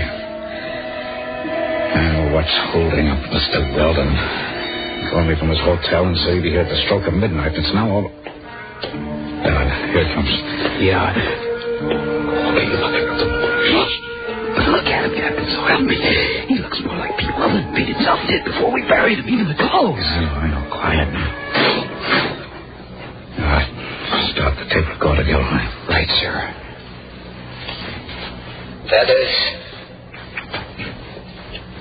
Feathers Grogan. Wake up, Feathers. Yeah, what? I said wake up, Feathers. Wake up. Oh, why don't you leave me alone, huh? Will you leave me alone? Wake up. Getting it, Brady. Right, sir. Wake up and look at me, Feathers. I said look at me. I said, why don't you guys in this dumpling... Pete Weldon. That's right. I said I'd come back, didn't I? No, get out of here. Go away and leave me alone. You're a ghost. Never, Feathers. Never will I leave you alone. Listen. You gotta listen to me, please. It's no use, Grogan. I'll haunt you to the end of your days. No. Everywhere you look, you'll see me. Do you understand? Forever. Unless you tell them what you did to me. Tell him? Yes. Unless you tell them. Confess. I can't. I tell the cops how I killed you, they'll burn me for it. That's right. Burn you. Justice. Pete, I didn't mean to kill you. Honest, I didn't. I only wanted to scare you, Pete. I was afraid you were going to squeal to the DA so you could clear yourself when they caught up with me the way they done. No, Feathers. Honest, Pete, I only meant to scare you. You got to believe me, see? No, Feathers, that's a lie, and you know it. Because you didn't know I was planning to walk out on you. You went to my room for another reason. To kill me. So there'd be no more split of the profits. Didn't you? I haven't thought of that. Answer me. Could be, Captain. Isn't that the way it really was? Feathers? How did you know that? In my present form, I know many things. Confess, Feathers, confess. All right. That's the way I done it. That's why I killed you. So now will you leave me alone? I told you, stop haunting me this way. Will you leave me alone? Get him out of here! Somebody help! Get this thing out of here before... Looks to me like he's passed out, Captain. Yeah, right, Captain. Okay. You boys have it all down? Yes, sir. Sure have. Yeah, me too. All right, then come along back to my office so you can transcribe your notes, Brady, and we can thank Mr. Weldon for his pretty astonishing impersonation. Boy, he sure did the trick. If Grogan doesn't sign this confession. Yes, sir, Captain. In that dim light there in Grogan's cell, Mr. Richard Weldon looked so much like a ghost. He even sounded like one. Believe me. Boys, I'm free to admit it almost startled me for a minute there. In spite of having planned the whole thing. I thought maybe my plan had caught up with my imagination and yours. The way that Grogan's conscience caught up with him. Well, you're going to see the fastest confession on record. And if he hesitates, all we have to do is play back the tape recorder. I'll say this, it'd scare me into signing almost anything. Here we are now. You can use that typewriter in the corner, Brady. All right, sir. Sit down, Gilroy. Yes, sir. I'll tell you this, sir. What? This is sure going to help to get the commissioner off our necks for a change. Yeah. And all thanks to Mr. Richard Weldon for the way he carried off his end of things, huh? Which reminds me, what would give him the idea for the real reason Grogan killed his brother? How could he have known that, huh? My wonder is where he is. Do you suppose he got lost trying to find his way up here to your office? I thought he'd be up here waiting for us. Hope he didn't just go on back to the hotel. Maybe I better go downstairs and take a look for him. Yeah, good idea. Also, maybe you better look in on Grogan and make sure he's recovered from his little painting spell. Yes, sir. You want me to take that? No, I'll get it. Hold on, Brady, will you? Yes. Nichols here. Captain Nichols? Yeah? This is Richard Weldon. Yeah, I know. Say, where'd you go to, Mr. Weldon? We were just about to go down to look for you. I'm sorry, Captain. I'm terribly sorry. Sorry? Well, I certainly don't see why. Well, I mean that I couldn't get there tonight as promised. That you couldn't do what? That I couldn't get down to the jail, sir. You see, as I left my hotel on the way down there, I started crossing the street, and I'm afraid I was a little careless. I got run down by a taxi cab. But, Mr. Weldon, you... Yes, I banged up my leg a bit, and I'm calling now from my room here at Valley Hospital. Valley Hospital? Yes, sir. Oh, I see. But I'm in good hands, sir. They've taken x-rays, and I'm sure it's nothing at all serious. So, if it's all right with you, Captain, we can do the ghost act for Grogan, say, tomorrow night. Captain? Why, that won't be necessary, Richard. What, sir? Not necessary? No. You see, someone else did the job for us. Oh, now, really? You must be joking.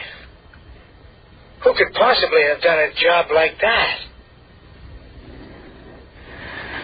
Your brother, Peter.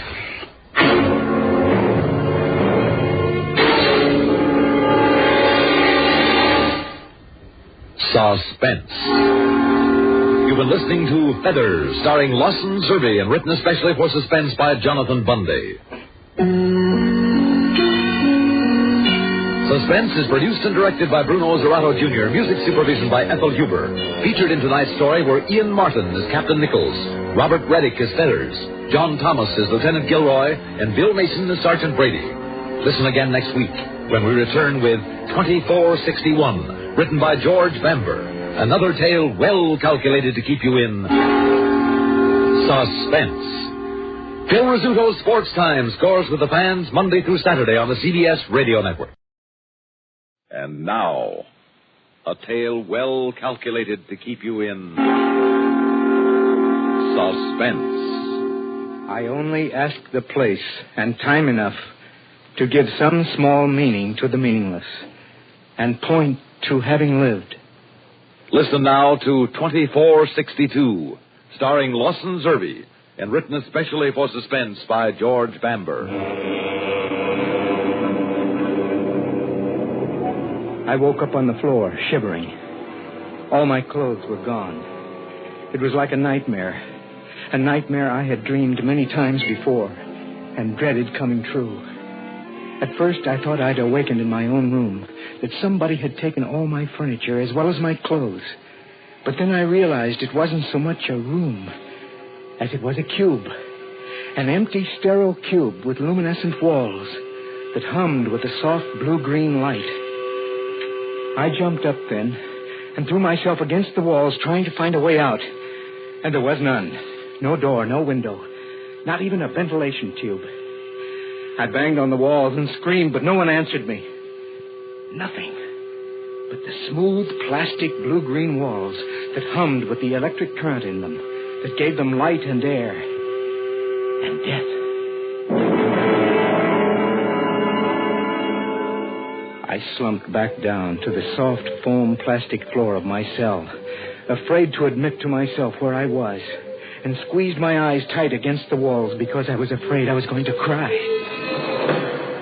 Just then, the wall in front of me slid back on its tracks, and in the pale light of the corridor, I could see a large, shambling man in prison coveralls with a 9-digit number tattooed on his forehead. What do you want? Follow me. He turned his back on me and stepped on the moving conveyor in the corridor. I stumbled after him because I was afraid to be alone. And I had to know what was happening. Where are you taking me? No talk. Follow me. I could tell by the steady movement of his jaw and the dull, faraway look on his face that I could question him all day, and it wouldn't do any good. He was chewing tranquil gum, and the effect of that stuff lasts for a week. I could scream at him, and it wouldn't bother him. Nothing would bother him unless I tried to escape. I knew where I was now. There could be no doubt of that. I rode behind my silent guard, up and down what seemed like endless corridors, past row on row of cells just like the one I had left. Some of them had their reverse scanners on. That means you could see in, but the prisoners couldn't see out. Some of them were sitting in the middle of their cube, staring at nothingness. But most of them were slumped on the floor, asleep. Kept that way by somnigas, a gentle gas that kept the inmates unconscious and manageable until their cases came up. I knew one day I would wind up here. And here I was in the most scientific, escape-proof termination center in the world. In here. The guard stepped off the conveyor in front of a heavy chrome door marked courtroom and pushed a button. I moved through the doorway like a schoolboy called upon to recite. The room was not much bigger than the cell I had left, and as empty. A lieutenant sat behind a desk. His plastic bars gleamed at me brightly from his shoulders. I heard my guard close the door behind us, and then I noticed that one wall was completely covered with the sleepy face of a computer. Sit down. Sit down. I did as I was told on the only other piece of furniture in the place, a small three-legged stool in the middle of the room. I wished that they had given me some sort of clothes to cover my nakedness because there was a young girl, a secretary, sitting on an electro-writer, taking down everything that was said, feeding it into the computer. Your identity. Frank Smith. I said your identity. I told you, sir. Do not hold up the proceedings. Time is precious. You were issued a combination serial, social security, and telephone number that was imprinted on your forehead at birth. From here, it appears to be 108-303-715. Is that correct? That is the number tattooed on my head. Clerk, let the record show the subject is hostile. Yes, sir. Let us proceed. Case of the People versus 108-303-715. Convened in the first court at 1800 hours in this day of our world, 18 of November, 2462. 108-303-715. You are charged with 2 counts. 1, writing non-productive literature. And 2, wasting government time. How do you plead, true or false? I don't understand. Have you or have you not written poetry? I'm a clerk in the Space Department. True or false? False. I have here some 100 pieces of doggerel. I shall read a portion of one. See if you recognize it. In my treeless, greenless office, mid the bustling mad despair, I hunger after exile from the chrome and filtered air. Well? It's not a very good poem, is it? Did you or did you not write this poem? True or false? I hardly see... Answer, true or false? False. Account, then, for the fact that this poem was written on your electro-typewriter. There are millions of electro-writers. As you may or may not know, each electro-writer has its own characteristics, as individual as fingerprints. An expert has identified this poem as coming from your machine. I can call him in to testify if you like. There are 2 shifts. I'm not the only one assigned to that machine. You are not only a poet, but you are a very stupid one. Every electro-writer imprints the date and hour of transmission. In every case, the poems were written on your machine, while you were supposed to be sitting at it doing the invaluable work of the Space Department. What have you to say? What can I say? You are charged with 2 very grave counts in this court. Writing non-productive literature and wasting government time. How do you answer? How else can I answer? Guilty. 108-303-715. You insist on imposing on this court concepts of legality as ancient as 1962. In this court, subjects are neither guilty nor not guilty. They are simply productive or non-productive, social or antisocial. I repeat, are these charges against you true or false? Answer one or the other. False. Very well. Clerk, Yes, sir. signal the judicial computer that all facts and considerations of this court are now at hand, and submit the subject's work record, fitness report, sanity estimation, IQ, cooperation quotient. I watched, like a sleepwalker, as the lieutenant handled the thin, punched and tabulated cards that were the history of my life.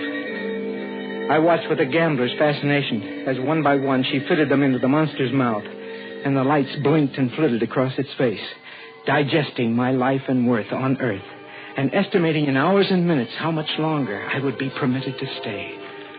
Suddenly, I realized the computer had stopped. The lights across its face were dark. The machine's mouth spat out a thin red plastic card, and the girl handed it to the lieutenant. Number 108-303-715. It is the decision of this court that you are no longer essential or desirable to life on this earth. What? On the 343rd day of the year 2462, you will be taken from your cell to the Division of Agriculture for processing. No. Your corporal body will be reduced to its basic components. Oh, no. And your existence on Earth will be terminated. No. Oh, no. Oh, in God's name, give me another chance. It is a decision of this court. You can't condemn a man to die just for writing a few lines of poetry. Not for writing a few lines of poetry, for being a poet. If you were a scientist or an engineer, we could afford to overlook these recessive characteristics in your personality. Forgive the writing of a few lines of doggerel. But you are not a scientist or engineer or even a mathematician. You are a clerk in the Space Department. And according to your work record, not very good at that. I have no head for figures. At a time when the world is crying out in need of mechanical and technical brains, the best you're suited for is rhyming lists of words on scraps of paper. Can you possibly imagine that in our society... looking at the young man who was a lieutenant, saw his eyes on me, his lips move, but no sound came out. Everything he said was true. The world was in trouble. 300, 400 years ago, they thought they were having a population explosion. They should see it now. People live as far beneath the ground as they did above. New York was built out 30 miles over the water, and people commuted to work from as far away as Ohio and Michigan. Even the deserts were populated. It took mathematical and technical brains just to keep it all going, not to mention the problem of finding new worlds in space. It must be apparent that even if you had some mechanical ability for the service and repair of computers, machines... I could try to learn. If you have no mechanical ability, your aptitude tests show that. Well, just give me a chance to learn. There is no time. The world needs these talents now, not a year from now, months from now. Well, all I want is to live. We all want to live. That's the whole problem. The function of this court is to weed out the people who are not necessary to the continuation of life from those who are. Artists, philosophers, theologians, and poets are not necessary. You have been found to be a poet. I appeal to the mercy of the court. There is no mercy in a mathematical equation. Well, give me another chance, just one. Number 108-303-715, you are wasting the court's time. I have many more cases to deal with today. As you stand now, you are a drain on the Earth's natural resources. In exactly 20 days from now, you will contribute to them. Case dismissed. Look, I have one favor to ask. Everyone is granted one last request. What is it? I have the right, do I not, to spend my remaining days conscious? Yes, but you should request stomach gas. Time goes much faster when you're asleep, and then the end is not so painful. I want to spend my last days conscious. Conscious? Why? So I can write. Write? Yes, write. I wouldn't have to have an electro-writer in my cell. Just an asthmatic pen would do. I know how to use a pen and some paper. I know you have no power over the decision of the court, but just this one last request is one man to another. Very well. Orders will be left that a pen and paper are to be placed at your disposal. Oh, thank you, sir. Thank you. No more can be granted than the law allows. You may spend your remaining days on Earth conscious and writing gibberish or poems or whatever you wish. Next case. I had to bite my tongue to keep from shouting and turning handsprings all the way back to my cell. I had won the right to remain conscious during my last days on Earth. The right to have one more chance at life and freedom. I realized fully how small that chance was. In the days when men still believed that crime was cured by punishment, my cell would have been a jailer's dream. The smooth plastic walls were flawless. I searched the whole cube and found no more than the first time I saw them, not even the little pinholes that admitted the gas that finished you. I had hoped to dig under the soft foam rubber plastic on the floor with the point of my pen, but I dug at it and couldn't even scratch it. For what must have been 5 days, I studied the prison routine in hopes of jamming the door and overpowering one of the guards. But it was impossible. Once a day, the wall was rolled back and food was tossed in, wrapped in electroethylene, and then rolled back again before you could get to them. It was impossible to wait near the wall because the guards could see you waiting there and would not open it until you were well back in the center of the cell. On what must have been the 10th day, I began to have hallucinations. People began to appear in my cell and chat with me. People who had long since been dead. To stave off madness, I picked up the broken stub of my pen and began to write feverishly. I wrote a poem to the girl I had seen once when I was 14. And then I wrote about the last blade of grass I had seen. I wrote faster and faster until I was completely wrapped up in the joy of writing. Writing about all the things I could remember. Until I lost all track of time, of place, and... Oh, no. No, it isn't time. I still have 20 days left. What, 20 days, he said. Quiet, son. You still have 2 days to go. What do you want? To talk. Mind if I come in? It's your prison. He didn't come all the way in, but stood in the door, out of sight, off the hall, but blocking my way. He was a very old man with mottled parchment skin. His prison coveralls hung on him like elephant skin. Oh, who are you? I'm the night duty guard. What do you want? Oh, just to talk. I've never seen you before. Oh, but I've seen you. Every night I've been looking over your shoulder, reading the things you write. I hope you enjoyed yourself. I did. I haven't read any new poetry in 50 years, since the computers came in. You've got away with words. Thank you, sir. That's all right. There's one poem you wrote night before last. I wonder if I could see it again. Which one, sir? The one about a man's going to die and doesn't know why. Oh. You mean this one? Yes, that's the one. Would you mind reading it for me? My eyes tire easily. Okay. In the monumental silence of a long and pointless strife, I'm pained at my reluctance to let go this last of life. I only ask the place and time enough to give some small meaning to the meaningless and point to having lived. Yes, I like that. How would you like to get out of here? Are you crazy? No. Nobody leaves here alive. Guards do. But I'm not a guard. You could be. Oh, now I know you're crazy. You could be if you put on my clothes, my uniform. That wouldn't do any good. They'd still recognize me by the number on my forehead. That's what gave me the idea. Look at your number and look at mine. 108, 808, 715. Only the 8s are different. Yes. We could take that pen of yours and make your 3s look like 8s. But you're an old man. I'm young. They'd recognize the difference immediately. No, they wouldn't. The only one who sees me is the guard that relieves me, and he's on Happy Gum. The only thing he looks at is my number. As long as that's right, he's happy. He couldn't tell you what I looked like if his life depended on it. But why? I don't know why. Maybe I just like poetry. Maybe it's because I'm going to die anyway. Look at me. I'm 110. Yesterday I read where they're going to start eliminating everybody over 102. It'll probably be law before the year is out. But that's still a year to live, maybe more. A year of what? I can't smell anymore. My taste buds are gone. My hands and feet are always cold. That's not the real reason, is it? No. No, it isn't. Then what is? I have a granddaughter about your age. Beautiful girl.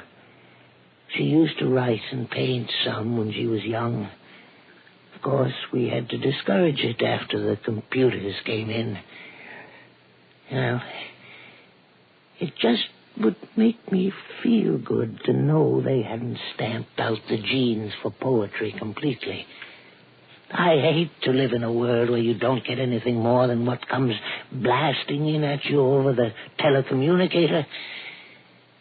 Well, what do you say? Are you willing? I'm willing, if you are. Oh, good. Now, listen carefully. He sat up most of the night, explaining his job to me, cross-questioning me to be sure I remembered it right. His job was simple, mostly just pushing buttons.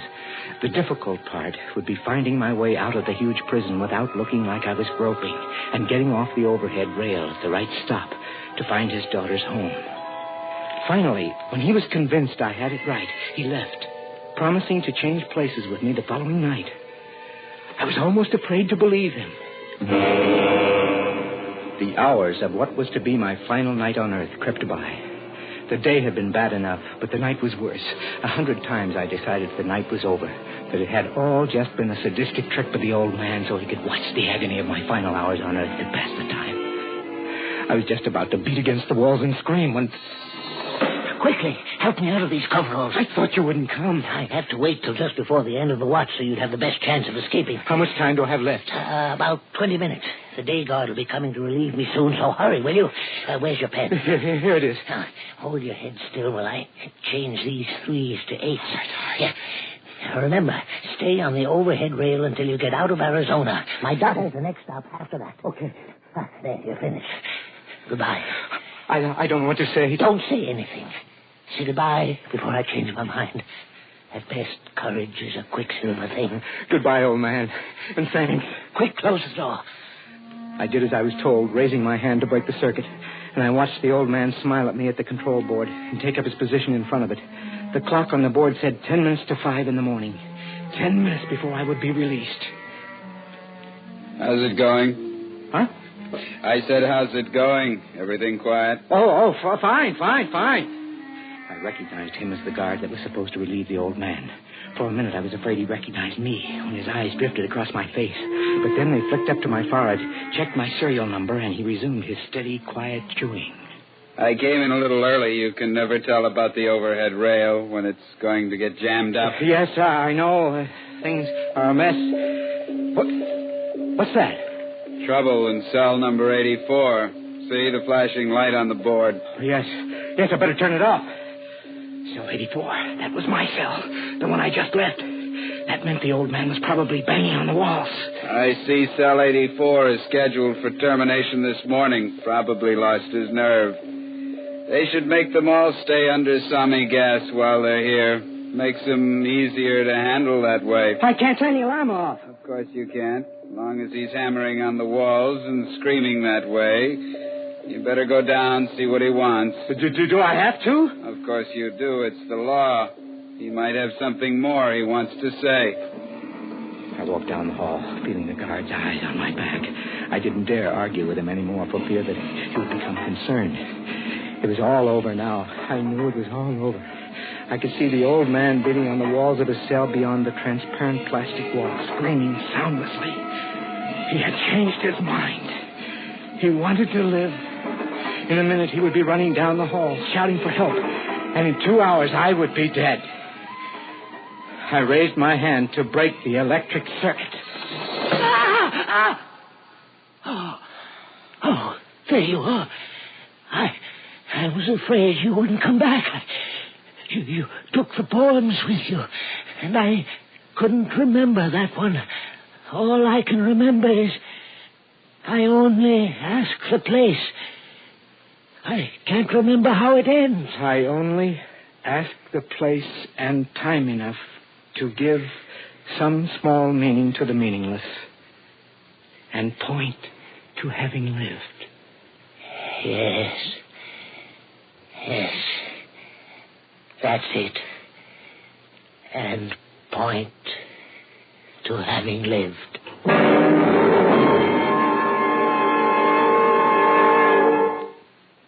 Suspense.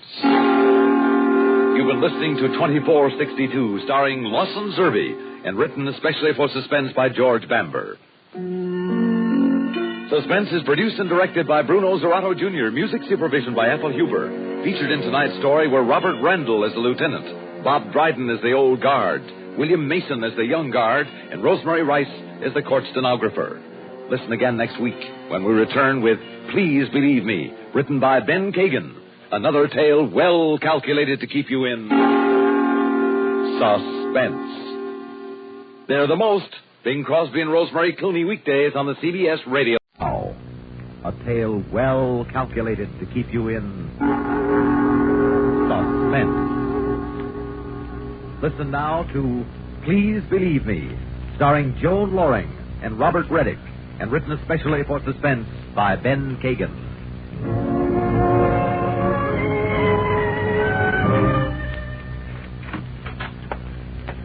Well, there it is. Oh. Your new home, Mrs. Cooper. Furnished by Louis the First. That's when he comes around for the rent. Oh, Tony. Oh, Tony, it's charming. I'll bet you say that to all your new husbands.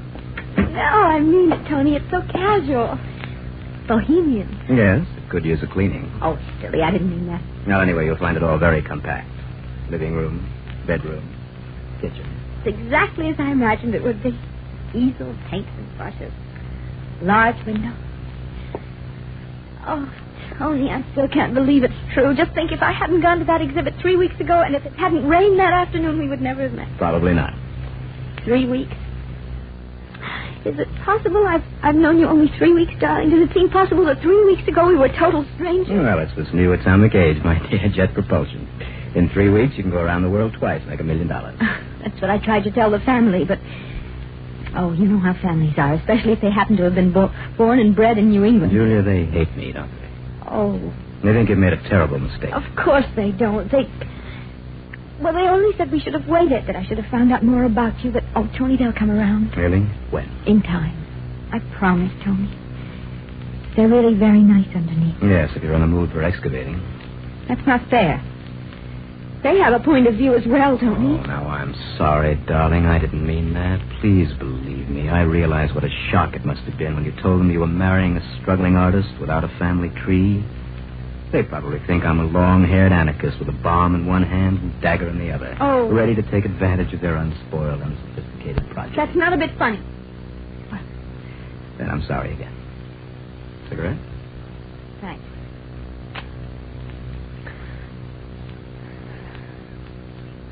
Tony, why did you marry me? Yeah, I told you, Julia, I needed a model who wouldn't charge by the hour. I know I've asked you this question before, but I'd still like to be sure. I'm going to be frank, Tony, with both you and myself. I know you didn't marry me for my accomplishments. I'm just an ordinary girl with a mediocre mind. Now, Julia, please. Well, it's true, Tony. I know, too, that you didn't marry me for my beauty. I'm fully aware of the fact that I'm quite plain.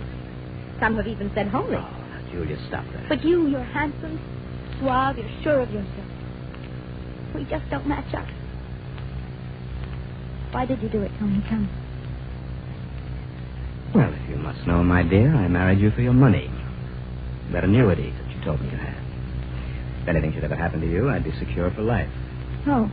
Now, darling, don't tell me you took that seriously. Of course not, darling. I'd like to see the rest of the apartment. No, that's all there is, remember, except for the view, of course. You can look over the entire city. Yeah, I'll show it to you. No, I'm afraid of height, Tony. Well, you'll have to get used to it. Unless you want to keep the shades drawn all day. Come on now, just take a peek. I'll hold on to you. No, Tony, I'm afraid Now, don't be silly. That's nothing but a state of mind. Now, Judy, you'll have to get rid of this morbid fear. The best way to get rid of it is to take the plunge. Come on, Julia, just one more step. Just one more. Tony! Oh, Tony. Darling, you must be careful. You tripped over the rug. It was clumsy of me, wasn't it?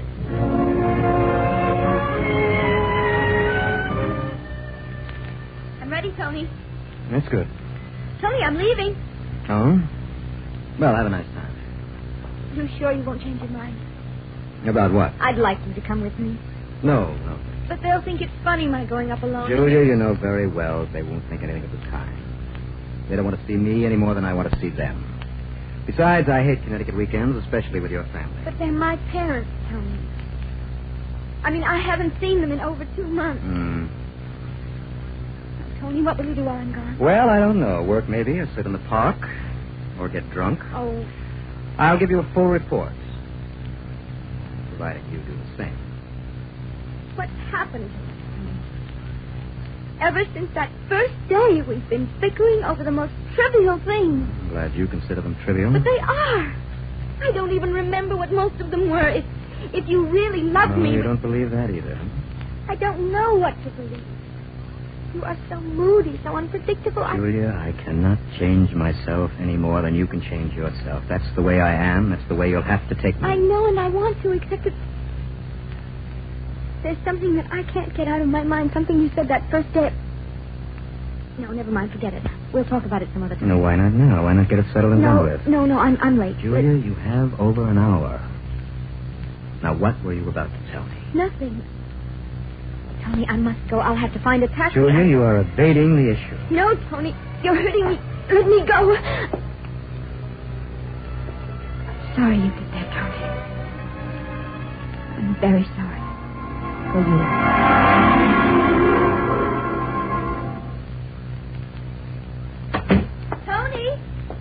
Tony, I'm back. Oh, darling. I could hardly wait for the weekend to be over. I counted the days. Then I counted the hours and then the minutes. The house was full of all kinds of people, but I felt so lonely I thought I'd die. Did you miss me, Tony? Was it terrible for you? Yes. Terrible. I'm glad. I'll never leave you again. I couldn't bear it. What did you do while I was away? Did you... Tony, you've been drinking. Now, what if I have? Any objections? Do you disapprove? No, Well, I better put my things away and start Well, preparing. just a minute. You haven't told me. What did you do, Julia? Oh, I sat mostly. Talked. Oh, really? About me? Yes. And what happened? Did they try to make you leave me? Of course. Julia, I want the truth. What did you tell them? That I hadn't sold anything in over a year and that you were supporting me? No. That I drank too much? Found all kinds of excuses for not getting to work? Tony, I didn't. You know I didn't. Who was there beside your parents? Where'd you go? With whom? What? I want all the details, Julia. I want a full report. Tony, stop that. You're spoiling everything. Am I? Still being childish, I suppose? No. Now you're being despicable. Oh, that's a very self-righteous, very virtuous attitude. A perfect cover-up for present and future extramarital... Tony, if you say another word, Oh, it hurts, doesn't it? Julia, dear. The truth always hurts. Come on, darling. I'm interested. I'd like to know how they make love in Connecticut. What? I'd like to find out if it's more romantic than in a New York studio. Tony, why are you doing this to me? Don't you know why? Or is it that you think I'm a stupid, unseeing cuckold, a long-haired, impractical bohemian who is unaware of anything going on around him? What? Perhaps you believe that you can buy me with your annuity. That I'll only be too happy to look the other way so long as you pay me regularly. You are a louse, Tony. You'd go to any length. Yes, to any length. Even to opening one of your letters. What? Came for you last Friday. Next Saturday. Where? It's from Jim Copeland. Shall I read it to you? No. Oh, why not? It's so beautiful, so touching, so full of sentiment. How dare you open my mail? How dare you? Well, I had a lot of time on my hands, Julia. Time and devouring curiosity. Now, it's a perfect combination, I'm sure you'll admit. For 24 hours, it lay on that propped against the lamp, flirting with me, imploring me to look inside. And as you see, the results were gratifying. You are a fool. Jim Copeland is an old friend. He's nothing more than a friend. He means nothing to me. But you mean so much to him, darling. So much that he dropped everything, some very pressing business, just to be able to spend the weekend with you in Connecticut. Isn't that right? Mother told him I was coming up. I had nothing to do with it. Did Mother also tell him to address you as darling, Julia? Did she tell him to write that he's still very fond of you? And if you should ever change your mind, he'll be there, waiting? Oh, was it your mother who met him for cocktails last week, or was it you? You're twisting everything. I am twisting it. Yes. Well, look at it. Because it's right here in black and white in his own meticulous handwriting. No, Tony, it doesn't mean anything. Doesn't it? No. I want the truth, Julia. I am sick of your evasions. And I am sick of you. I'm sick of everything. I won't put up with it. I won't have you spying on me. I won't. Julia, where are you going? Leave me alone. Now, Julia, listen to me. Now, I admit that I jumped to conclusions. That's why I've been acting strange. But there's a reason for it. Now, please, believe me. I can't seem to get to work. I've been accepting your money. Oh. I keep thinking about that constantly. But you shouldn't. Tony, I don't mind. I know. You're sweet and you're generous, but I would like to do something for you for a change. I'd like to take you out of here, give you the things you want, buy them with my own money. Tony, I don't care about that. It doesn't matter. No, but it does to me. But it'll be different from now on. Please, believe me, Julia. I'll get to work. I'll start on your portrait tomorrow. Oh, Tony, if you only would. I promise, Julia, tomorrow without fail. Now, you just sit down and let me get you something. You must be starved. I know I am. I'll fix lunch. No. You sit right here and relax. All right, if you insist, but what's wrong with this chair, Tony? One of the springs must... Oh, it's a book. Here, that's me, Julia. What is it? Well, it's just something that I've been reading. It's not important. Give it to me. Wait a minute, Tony. This is a book on poison. Yes. I picked it up in the second-hand bookstore to pass the time. Now, Julia, you put it away and relax. Because everything is going to be all right from now on.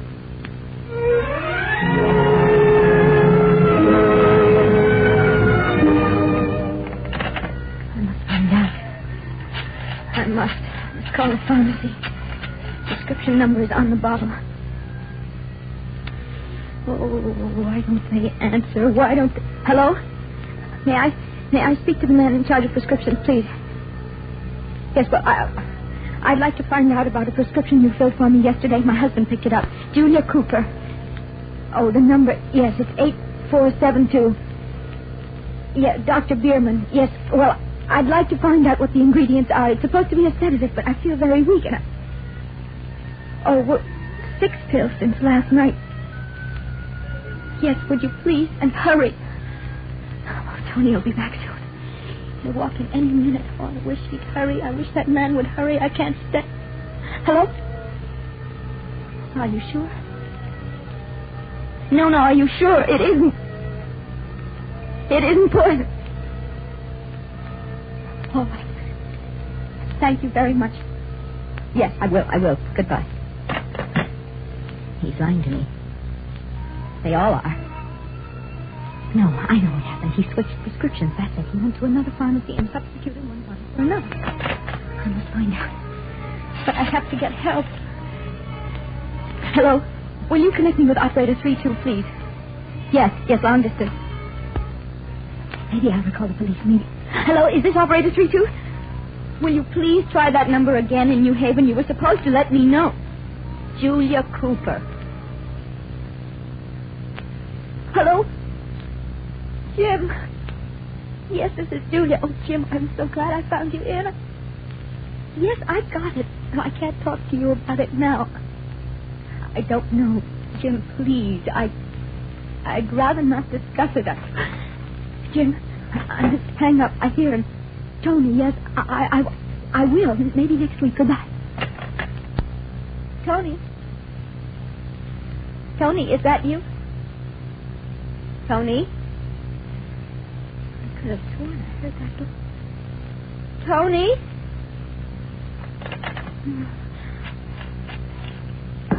Tony! What's the matter, Julia? You've been standing there all the time. No, I just came in. I thought you were asleep. I didn't want to wake you. Don't lie to me.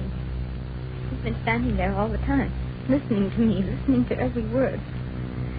You've been spying on me, snooping. Oh, now, Julia, please believe me. I told you. I just came in. No. Now, please, darling, you'll make yourself sick again. Remember what the doctor said. You mustn't excite yourself. No.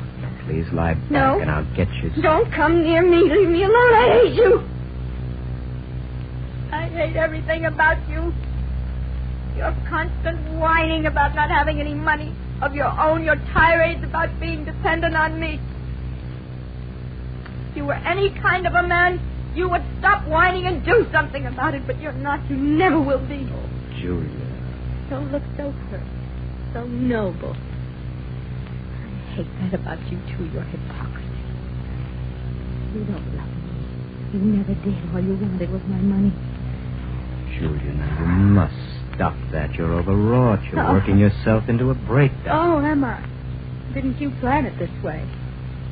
Isn't this what you wanted to happen? No, of course not. You're nervous. You're upset. Ah. I never should have let you sit for me today. It tired you out. Now, please lie back and try to get some sleep. Please, Julia, you're very tired. Yes. Oh, yes, I am very tired.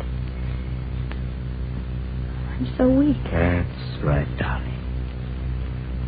There. Oh. Now I'll get you a pill.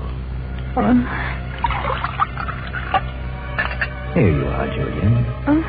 Take this and you'll feel much better. What? You'll go right to sleep. What? Take the pill, darling. No. No!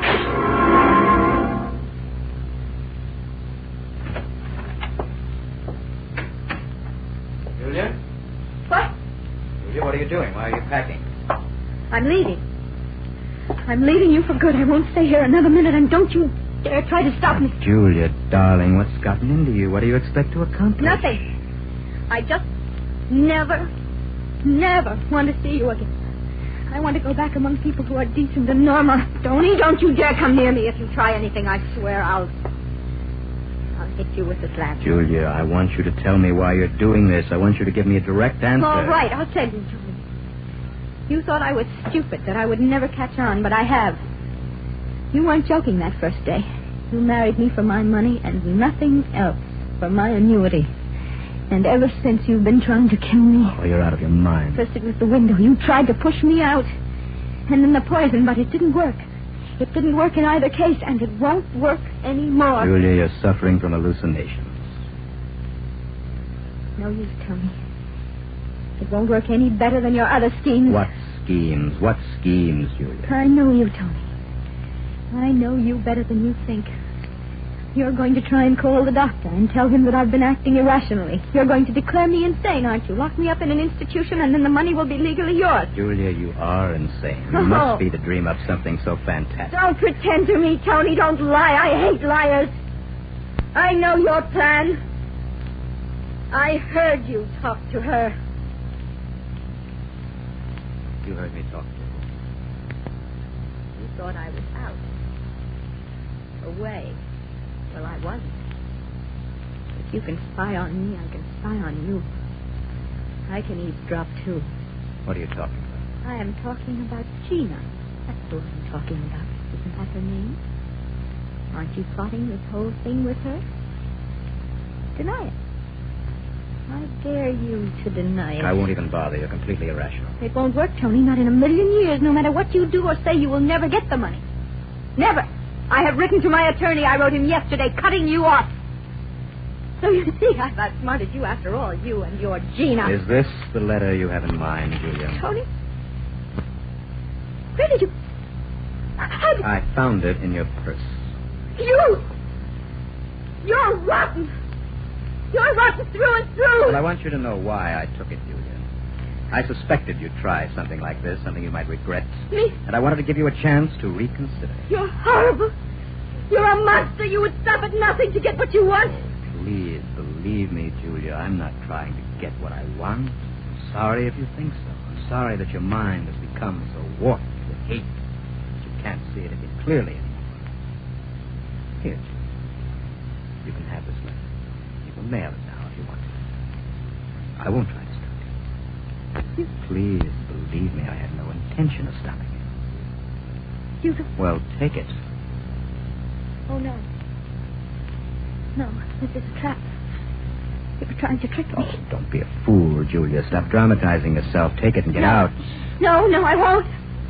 I won't. I don't believe you. Very well, then.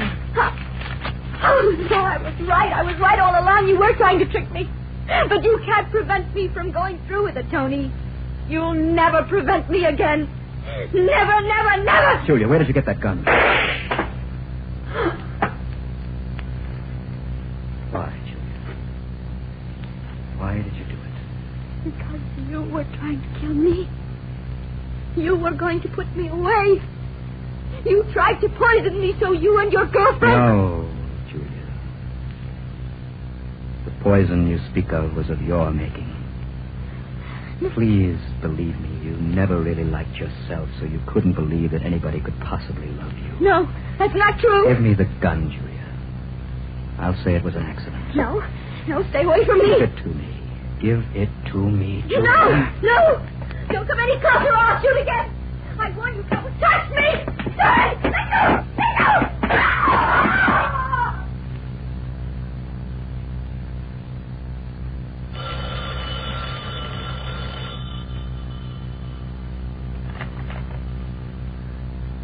Hello. Yes, Gina, it's all over.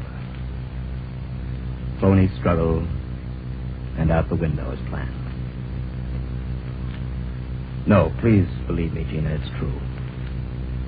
All true. I'm free. Free as a bird. Only one hitch in the plan, darling.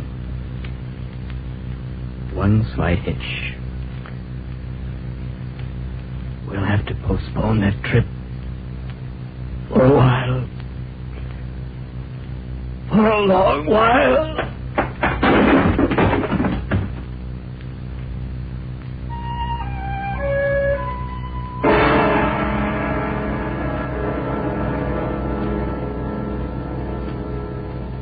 Suspense.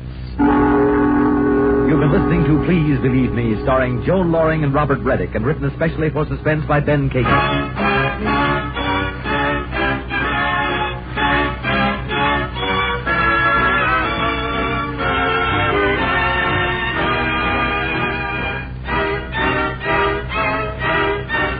Suspense has come to you through the worldwide facilities of the United States Armed Forces Radio and Television Service.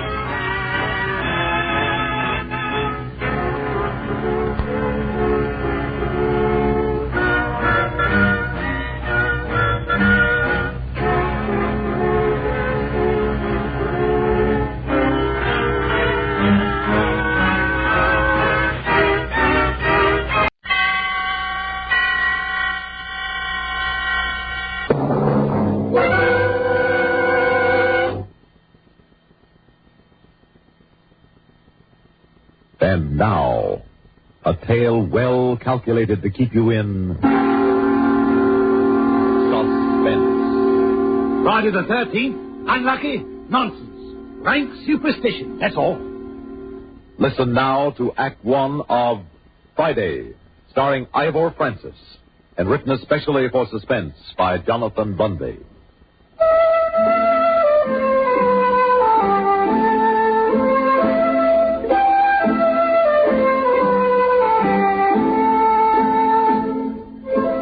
Look at her down there. Most beautiful little harbour this side of Clovelly and Plymouth O. And so peaceful and quiet down there now. You'd hardly believe that a few years ago we had us one of the busiest ports on all the coast of England. A high deal of trade went in and out of this port in those days. Sometimes 3 and 4 ships a week. There was always them as laid over, too. And the hopes of picking up a cargo, unexpected, and fishing boats, a plenty of them. But mostly it was trade. Ships and sailing men from all the 4 corners of the earth. And I was part of it. A few years ago, did I say? Well, I guess to be more exact, it was more like 40 years ago. Long time from then. Shipping agent, I was. Not a single piece of pottery or sack of grain or bale of goods that didn't go through these hands of mine. Aye. Or through our hands, that is. You see, I had me a partner, Philip Morley by name. Fine young chap he was, too. Why, in 7 or 8 years, he knew most as much about that business as I did. There we are, Beckham. We're all ready for the Lorenta now. I've made all the arrangements, and she can start taking on cargo first thing in the morning. Fine, Philip, my boy, excellent. But I'd say it's about time now, wouldn't you? Why a master like Captain Cunningham should have had such trouble filling out a crew, I never understand. Something about the sailing date, he said. Oh? Well, I don't see why. Well, now, I shall be off to London to arrange the insurance for her. Some superstition it was. Eh? That superstition? Yes, sir. Bah! Tommy rot. And, Philip, you know that as well as I do. Of course, the men behind the master, superstitious, most of them, and omens and things and black cats across the deck. Aye, and carrying a hare's foot for luck, too. All right. They're kind of simple and amusing, and they're harmless. But this, well, if you ask me, my lad, it's carrying things just a bit too far. It's ridiculous. Well, isn't it, lad? Well, of course, there was the Bristol Queen. The Bristol Queen and 100 others that left for the open sea on all days of the week. Well, I know, sir. No, Philip, it's all foolishness. Foolish superstition and nothing else. And don't you ever believe otherwise.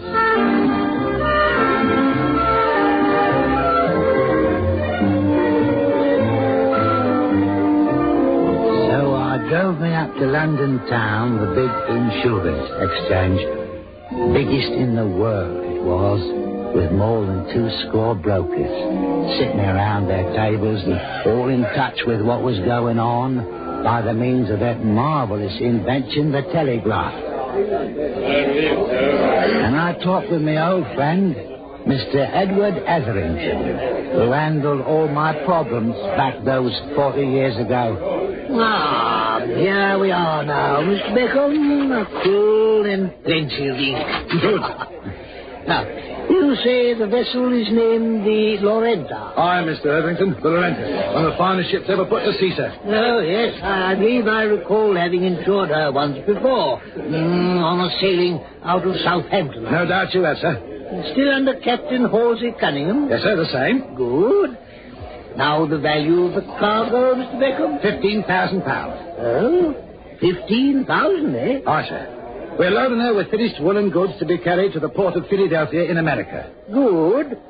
It's surprising how much the trade of that young country has increased recently. Ah, it is. Especially with so much political strife between its north and south. Ah, but Mr. Etherington, I confidentially predict that one day the international trade with America will be second only to the trade with England. Oh, yes, perhaps so.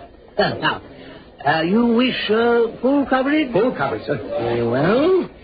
£15,000 in finished woolens. All right.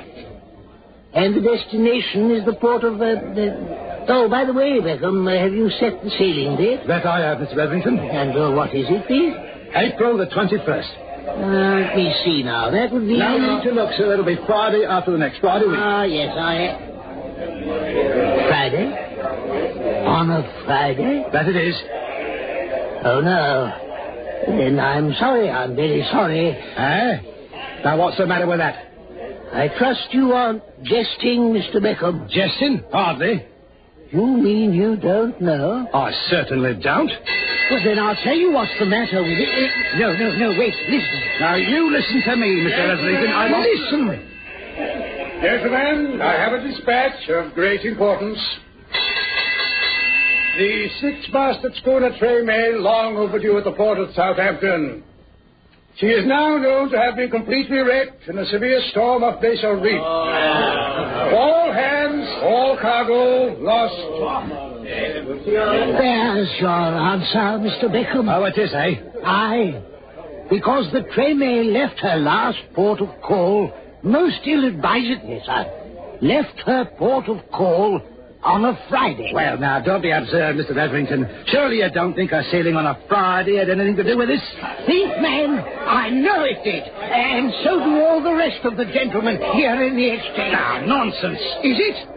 Then what of the Klemper Hall that foundered in a hurricane off the coast of South America? But that was in... She sailed on a Friday, too. I know that. And the Marley K that perished off the coast of Africa. Wait a minute. And the Capricano off the Azores. And the Dorset, the Lee Cambria, the Plymouth Flyer. You name them, there have been dozens of them. All of them sailed on a Friday, Beckham, and they're all at the bottom of the sea. And you mean to tell me, Mr. Edrington, that you or any other supposedly intelligent person... I tell you, Beckham, there is an unholy curse on Friday sailing. Come on now. Well, ask the sailors. They know it, and most of them, those that have their wits about them, wouldn't sign on for a Friday clearance if their very lives depended on it. Rubbish. Most of the masters of our shipping fleet know it, too.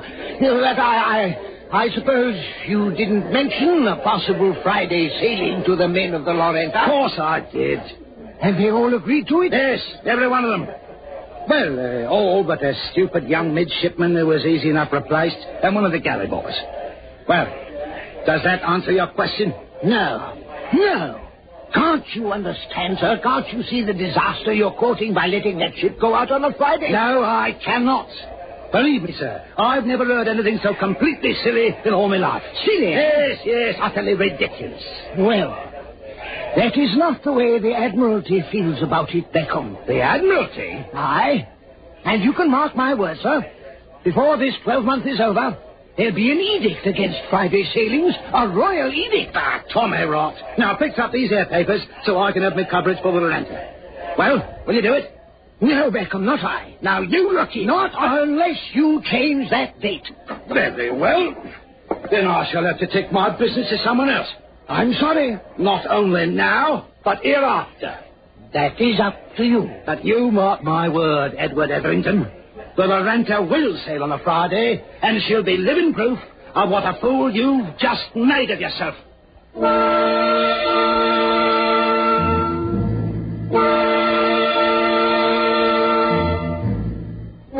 And so it was that I betook myself across the room to another of the insurance men, a younger man, intelligent-looking chap who I was certain would be above any such childish superstition. Oh, yes, sir. Beckham's my name, Henry Beckham. What? Oh, yes, of course, Mr. Beckham. I've seen you here many times. My name is Archcroft, sir. Mr. Archcroft? Won't you sit down, please, sir? Thank you. Rather a regular client of Mr. Edward Etherington, aren't you? Let us say rather I was. Was? Aye, but no longer. It may surprise you, after all these years of my dealing with Mr. Etherington, but I've now decided to let one of you other gentlemen handle my insurance business. Why, of course, Mr. Beckham. And I give you my word that you'll never regret it. It will be an honor and a privilege to serve as your account, sir. Thank you. And is there anything that I can do for you here and now? There is, today? Mr. Ratchcroft, there is. I need insurance on a cargo and vessel that's sailing to America shortly. Oh, fine, sir. And what is the name of the carrier? The Lorenta. Oh, yes. Good ship, sir. Yes.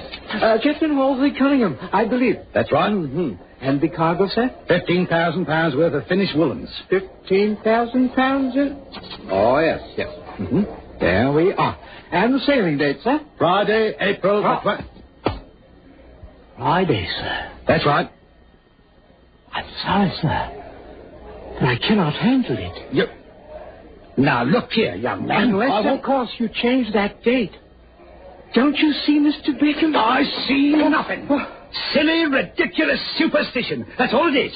I'll go elsewhere. Friday? Oh, no, you can't mean it, Mr. Beckham. I certainly do. Friday the 21st. And I'm sorry, but the answer is no. I'm sorry, Mr. Beckham. Friday? Sailing on a Friday, did you say? That's exactly what I said. Oh, then I'm sorry, Mr. Beckham. Now, just a minute, you. Just a minute. Friday? No, sir, I wouldn't think of it. Oh, you wouldn't? No, get someone else, if you can. Sorry, not I. Not for a Friday sailing. Oh, it's Sorry. Superstition, you hear me? It's all nothing but a superstition. Sheer, stupid superstition. By heaven, I'll show 'em. I'll show 'em if it kills me.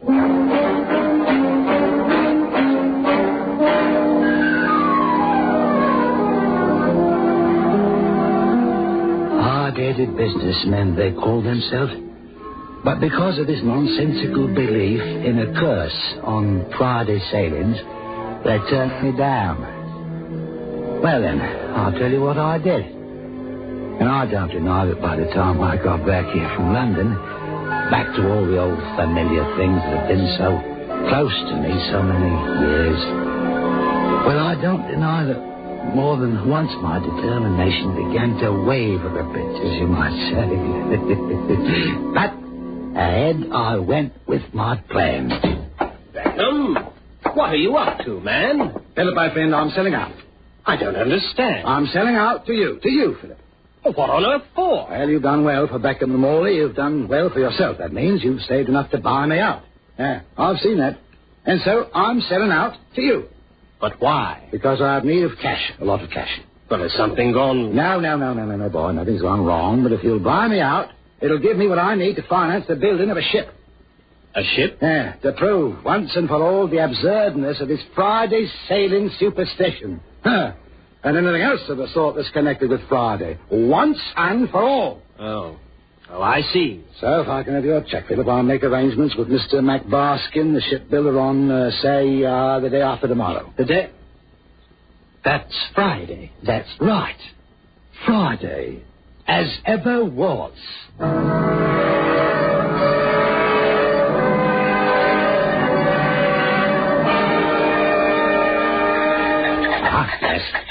Yes, excellent, Mr. McBaskin. And now then, he'll do exactly as expected here, and she'll be exactly what I want. Very well. And if I understand you correctly, Mr. Beckham, you'd like me to begin construction right away. Just as soon as possible, provided that you keep with the schedule we discussed. Yes, of course, the schedule. Well, that means we can start a week from today. So if you'll affix your signature to this contract and the date. Right here, please. Aye. Henry J. Beckham. And the date, please. Aye. Friday, April the 28th. And so it was. We'd made the contract on Friday, April the 28th. On Friday, May the 5th, began the building of the ship.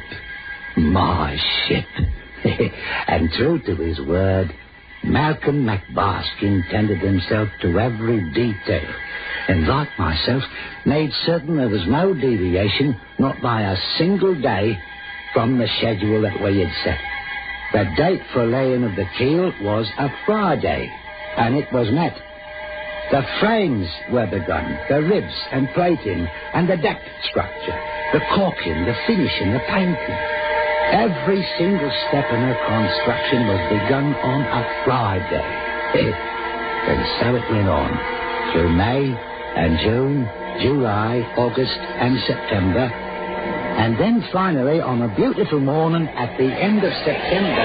Oh, she's a beauty, all right. Just wait until they get the canvas on her. That won't be until after this launching. I understand Beckham has done all this by himself. Certainly hope she put it in the horn. Hey, here's the pretty girl up there with him. Right now, they're getting ready. Wait now. All ready now, my dear? Yes, I'll guess so, Uncle Henry. Very well, then.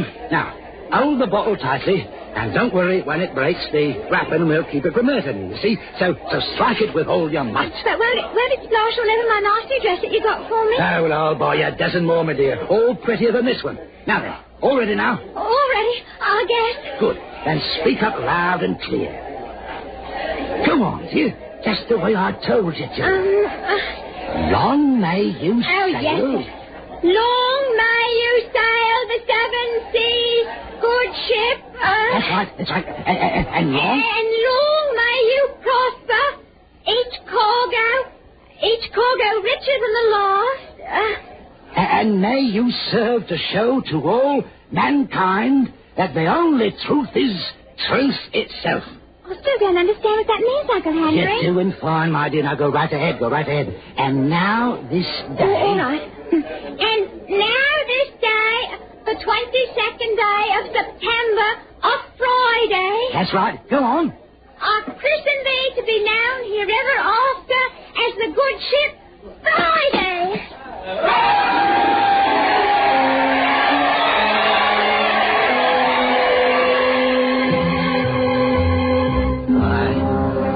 there she was, my ship the Friday, sliding down the waves, gliding as graceful as a swan, into the waters that would caress her for the rest of her natural life.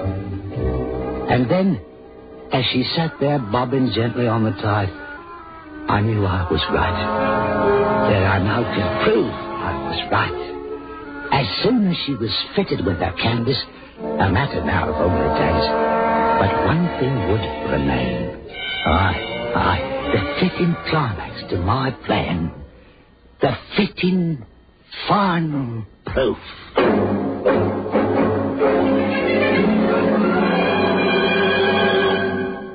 In just a moment, the concluding act of Suspense. You know, there's a lot of talk, sensible talk, about driving carefully. But there are times when you shouldn't drive at all. Don't drive when you're drowsy. Go off the road and rest for a little while. Don't drive when you're angry or upset. People are apt to take out their anger on the car and cause a serious accident. And never drive if you've been drinking. Obeying these don'ts may save your life or someone else's.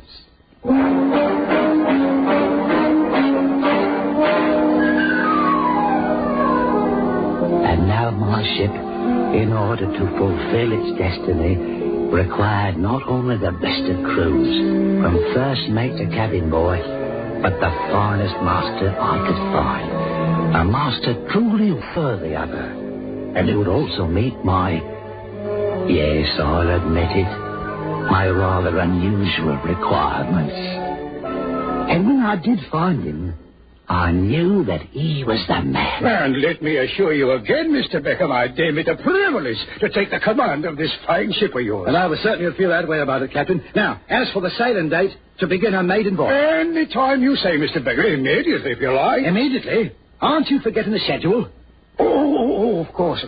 And always remember this, Captain. Aye, sir. I selected you to be the master of my ship because of your excellent record and reputation. Yes. Thank you, sir. Thank you. But also, and more important, Captain, to prove once and for all the utter fallaciousness of that absurd superstition. Absolutely. Now, you must understand that, Captain. You must understand that. How important that is to me. I do. You must understand that that is the only reason for having undertaken all this and for having selected only you. And I do understand, Mr. Beckham. I do understand. I'm glad you do. I'm glad you do, Captain Friday.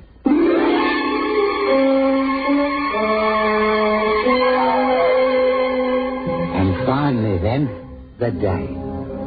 And there she was, my fine new ship, the Friday, conceived on a Friday, built on a pattern of Fridays, christened and launched on a Friday, under the command of Captain Friday.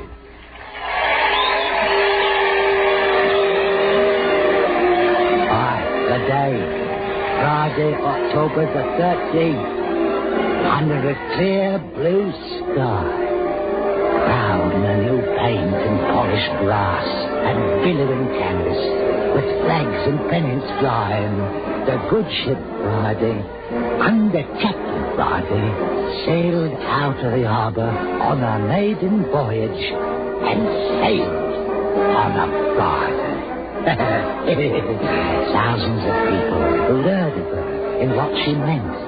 Thousands thronged the piers to wish her bon voyage and cheer her on her way, to wish her Godspeed. Bells rang and whistles blew in her honor. In my honor, for here at last was living proof beyond the shadow of a doubt, that the silly, ridiculous, childish superstition about Friday being unlucky was indeed a superstition and nothing else. I'd staked my everything on her, all my money, yes, almost my soul. And now, before the doubters, before the world, I'd proved that I was right. I'd won.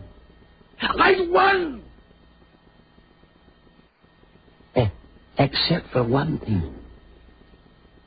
The ship was never heard of again. The ship was never heard of again.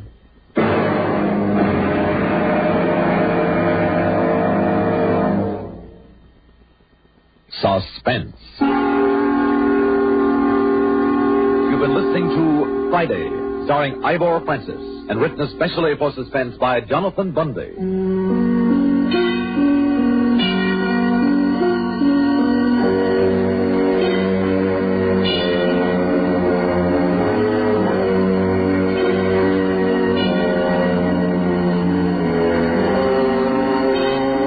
Suspense is produced, directed by Bruno Zerato Jr., music supervision by Ethel Huber. Featured in tonight's story were William Redfield as Morley, Robert Dryden as Etherington, Mercer McLeod as Captain Friday, Lawson Zerby as Archcroft, and Hetty Galen as the girl. Also in our cast were Bill Lipton, Herb Duncan, and Dave Gilbert. We'd like to take this opportunity to thank Radio TV Daily and the more than 400 radio and TV critics and columnists who just voted Suspense the dramatic show of the year on radio. Listen again next week when we return with The Man Who Went Back to Save Lincoln. Another tale well calculated to keep you in suspense. Heavenly Days, it's Richard Hayes, Monday through Fridays on the CBS.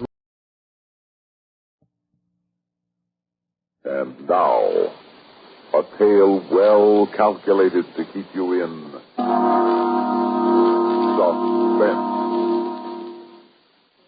Tomorrow is Abraham Lincoln's birthday.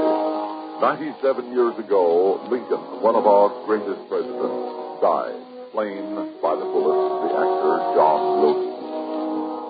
Many historians feel that if Lincoln had lived, our history and world history would have been profoundly changed for the better.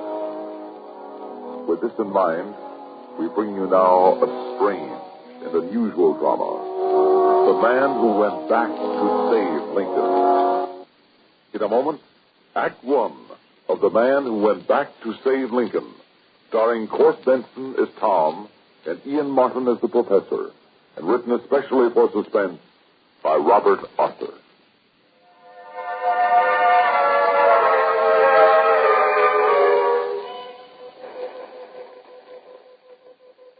Now, Tom, give me the readings on that gauge, please. It's calibrated in years. In years? Right.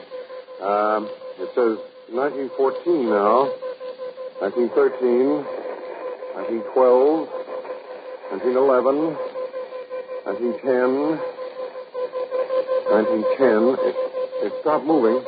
Your accumulated tension is too great to overcome, but I'll try greater power.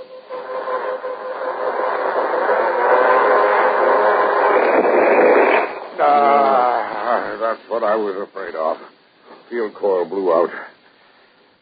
But at least I added a couple of years.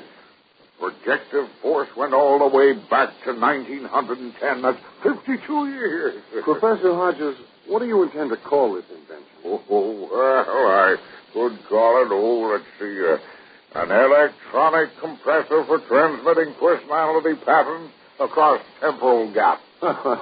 Time machine would be simpler. Yes, but it wouldn't be accurate. In one sense, a time machine is a total impossibility, believe me.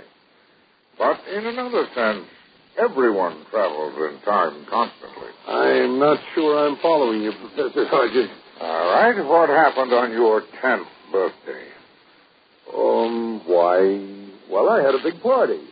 I got a pony for a present, and I rode him all over the lawn. I can still feel the licking I got for rooting the lawn. Now, you see, you just traveled back 28 years in time. Mentally, of course. Yeah, I did, didn't I? Exactly. Now, suppose I connected this apparatus to you. Suppose I then focused it on some special date in history and at some special point where I knew people were present. Are you following me? Yes, I think so, sir. Now, the electronic circuits would take your memory pattern, your personality, amplify it millions of times, and push it back into the past, into the mind of some person at that particular spot at that particular time. I see. To be able to think with his mind, see with his eyes, hear with his ears, and move about with his body. put it that way, it doesn't sound quite so impossible. Oh, it's very much possible. Of course, there are difficulties. I imagine there must be a lot of them. Oh, the technical difficulties can be overcome, but... Well, now, for instance, suppose your mind finds itself inside the mind of a very strong-willed individual who fights you. Ah, yes, I see the problem. He might dominate you, make you helpless. Yes, it's all very uncertain. Well, uncertainty is one of the natural principles of existence, Professor. Oh. Then, would you be willing to take the risk, Tom? Risk? You mean of a trip into the past? That's just what I mean. Now, look, Tom, you're only 38, but you're already one of the world's foremost authorities on Abraham Lincoln. Thank you, sir. I think I'm pretty well grounded on the subject anyway. I've read your books, and I've followed your career ever since you were one of my students. I know that you believe Abraham Lincoln's death at the hands of John Wilkes Booth in 1865 was one of the great tragic turning points in history. No, it was. If Lincoln had lived, Professor, why, this would be a different world. He would have healed the wounds of the Civil War and left us a great nation decades sooner. We would have been a world power by 1900. We would have had the strength to prevent both world wars. We'd be living in a world so much better that... I'm letting myself get carried away again, speculating about suppose Lincoln had lived. All right, John. Suppose he had lived. I know, but he didn't. Tom, today is February 11th, 1962. Tomorrow is the anniversary of Abraham Lincoln's birth. Now, almost 97 years ago, on April 15th, 1865, Lincoln was assassinated. How would you like to go back across those 97 long years and save Abraham Lincoln's life?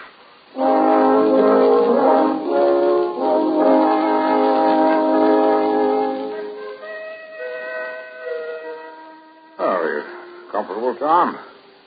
The electrodes I've attached to your head don't hurt. Oh, I'm fine, Professor. A little excited, that's all. Even though this is just an experimental jaunt. Oh, back to the year 1912. 50 years, a half a century. Now you see the old public library across the street?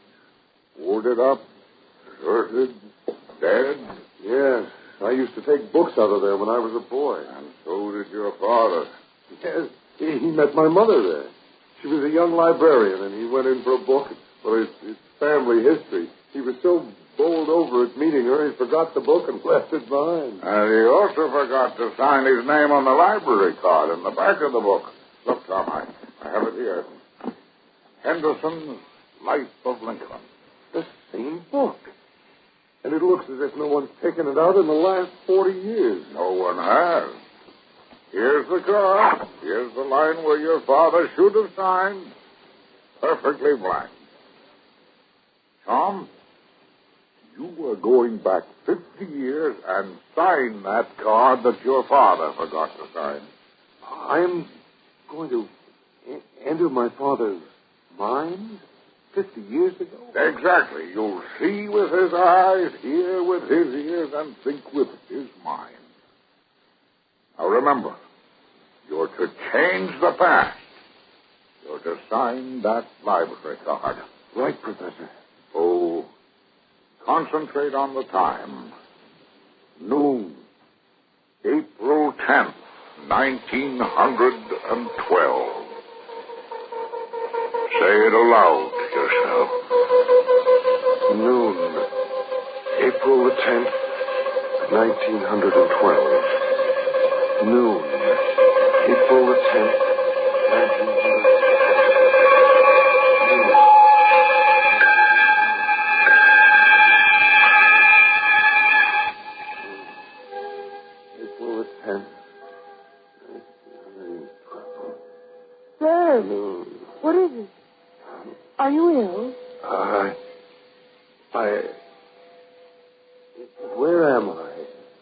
Why, this is the public library. And I have the book you requested, The Life of Lincoln. Why are you staring at me so oddly, sir? It's 12 o'clock. What's the date? Why, April 10th, 1912. And today's the first time I ever saw you, isn't it? Yes. But you're Mary Andrews from Philadelphia. Why... You just started working here today.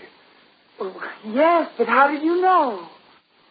How did I know? Why, I seem to have always known. It's queer. It's as if there were a voice in my mind telling me things. Are you sure you're all right? Just a little dizzy. The effect of love at first sight. Oh, please, sir. I mean it. Mary, Miss Andrews, will you have lunch with me? Why, Good, that's settled. It's lunchtime. Get your hat. Oh, all right, I will. But this book, don't you want to take it? Don't bother the book. Lincoln can wait. But wait a minute. There's something I'm trying to remember. Something I have to do. That's it. I do have to sign the card. Oh, not if you don't want to. Yes, I do. I must. There's something in my mind. Something telling me not to fail. I have to hurry. Feeling a little dizzy. My name... Tom Morrison. No, not Tom. What's wrong with me? Henry Morrison. There. Card's all signed. Now Mr. Morrison, you're so pale. Can I get you a drink of water? Mr. Morrison? Mr. Morrison? Mr. Morrison?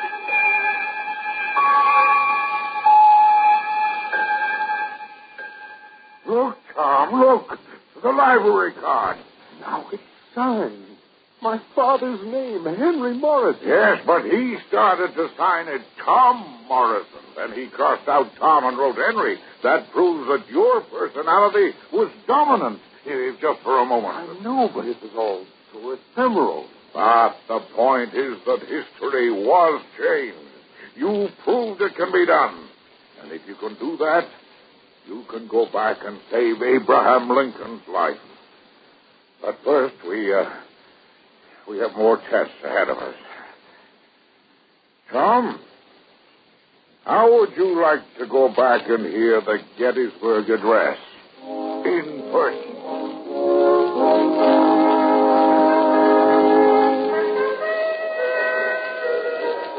Hey, you take care, you push me. Sorry, I so dizzy. Where am I? This crowd. Are you crazy? You're in Gettysburg, and this crowd has come to hear Lincoln speech just as I have, all the way from Washington. Now be quiet. 7 years ago, our forefathers brought forth on this continent a new nation, conceived in liberty and dedicated to the proposition that all men are created equal.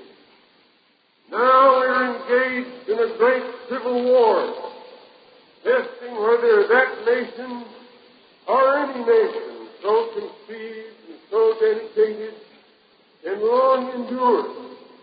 We're met on a great battlefield of that war.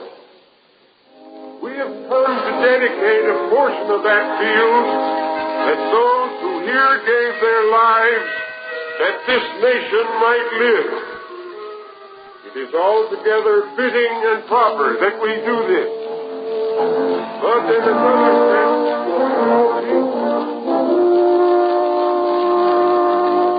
Professor, I saw Lincoln, and I heard him deliver the Gettysburg Address.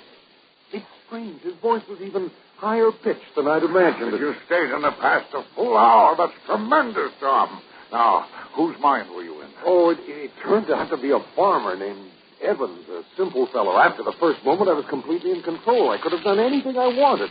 His mind couldn't have stopped me. That proves my theory. Now we're ready for the real thing.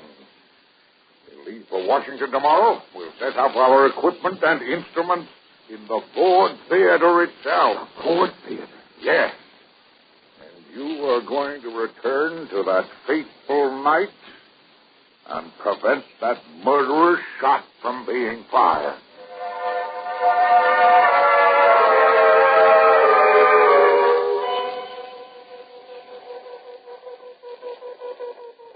Well, everything seems to be working. I was afraid the trip by truck might have jarred some of the components. How still it is here. How hushed. It's as if not a single sound had been uttered here since the night Lincoln was shot. Yes, past seems alive. Oh, they say that time turns back for no one, of the moving finger writes and having with moves on. But you and I will also be writing in the book of fame. We can't fail. We have only this one chance. I won't fail. Abraham Lincoln is going to live. Never lose that thought, Tom. Now, let's work out our strategy. We have the place to ourselves until tomorrow morning. I convinced the management I was engaged in some tests that need absolute privacy, so we don't have to hurry. Good. We have to work out where everybody was. The interior, has been changed around here somewhat since this was last used as a theater. Well, you're the Lincoln expert. You tell me where, and I'll do the rest. All right, well, let's see. Yes, over there was the box office. And then over here was the entrance into the auditorium. All this space was the auditorium. There, of course, the stage.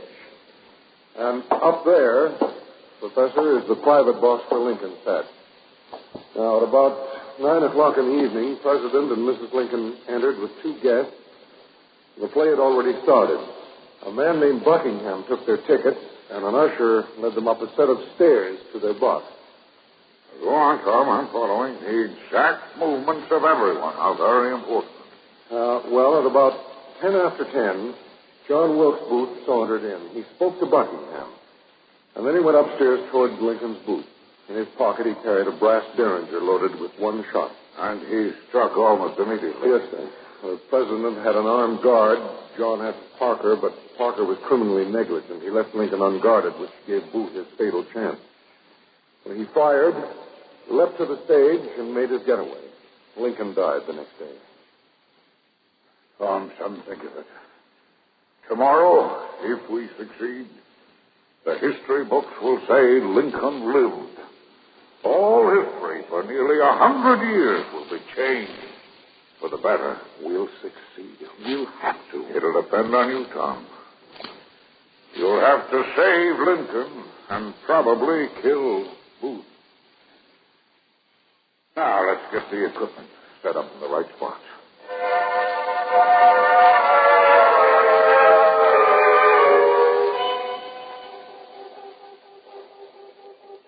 Yeah, everything's working. How do you feel? Keyed up, anxious to get started. I can't tell you how excited I am. If anything goes wrong, it can kill you, Tom. I'm willing to take the chance, sir. Also, if anything goes wrong, we won't get a second chance. I know.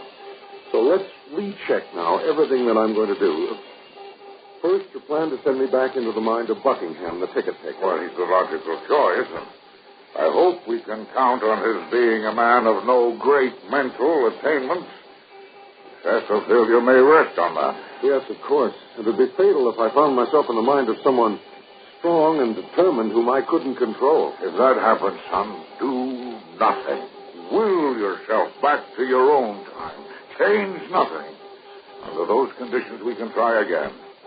Once you've changed anything, we can never make another effort. Yes, I understand. However, I don't think anything will go wrong. Now, we know exactly where Buckingham stood and can focus the temporal personality transmitter very closely. Tom, you know it'll take a supreme effort. Yes, I know, sir.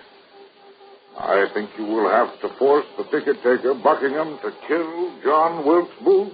Very well. I will, if necessary. And just keep telling yourself, save Lincoln. Kill Booth. Save Lincoln. Kill Booth. I'll think of nothing else. And here you go. Back to 1865. Good luck.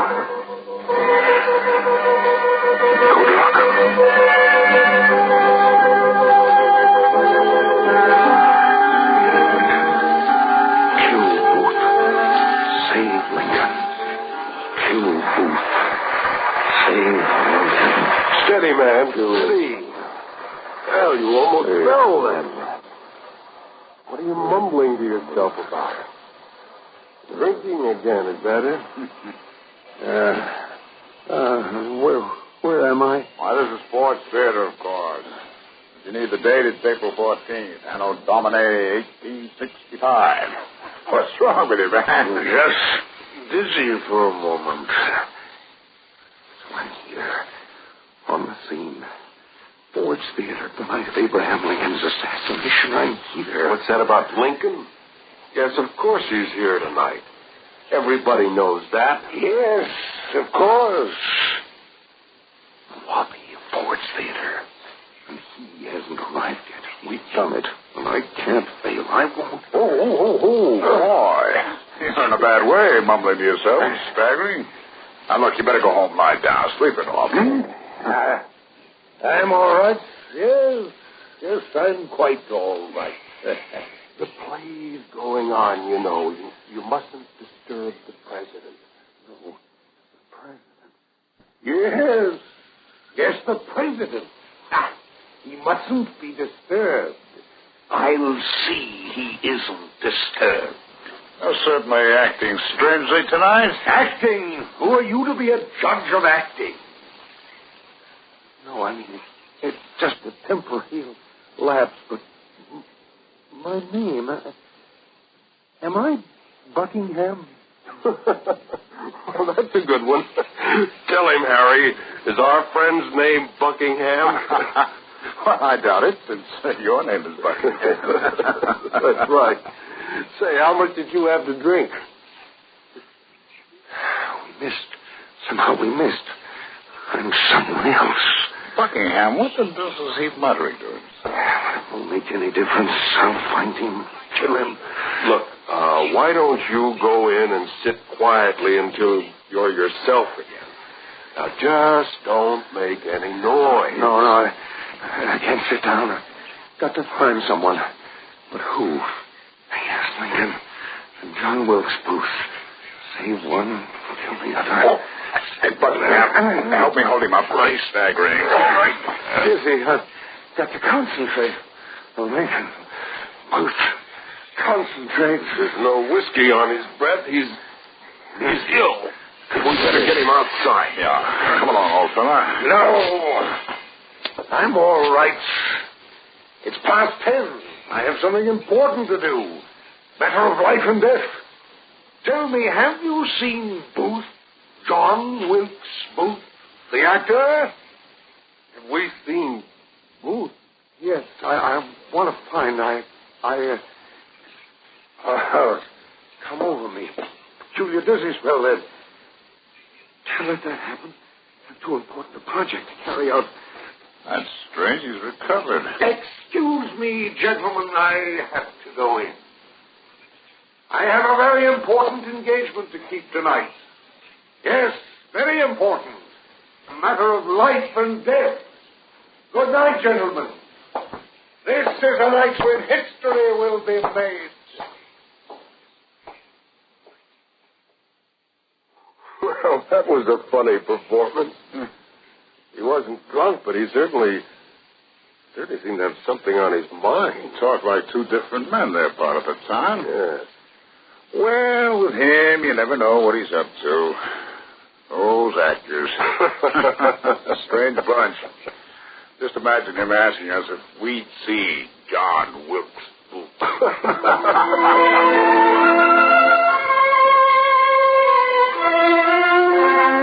Concentrate. Queer, but concentrate.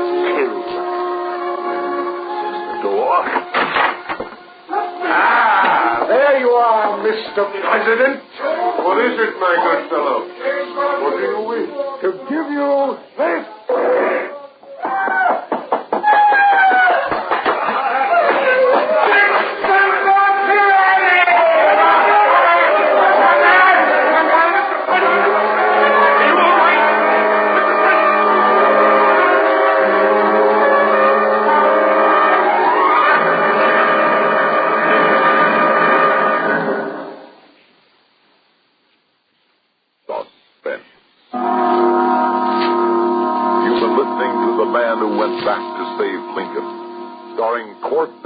As Tom and Ian Martin as the professor, and written especially for Suspense by Robert Arthur.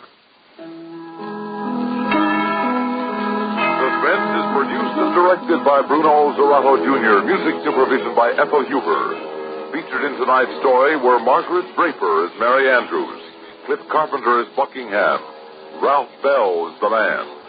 The voice of Abraham Lincoln was created by Jim Bowles. Listen again next week when we return with The Old Boy Friend, written by Peter Fernandez. Another tale well calculated to keep you in suspense. Get in the game with Phil Rizzuto's Sports Time every night but Sunday on the CBS Radio Network.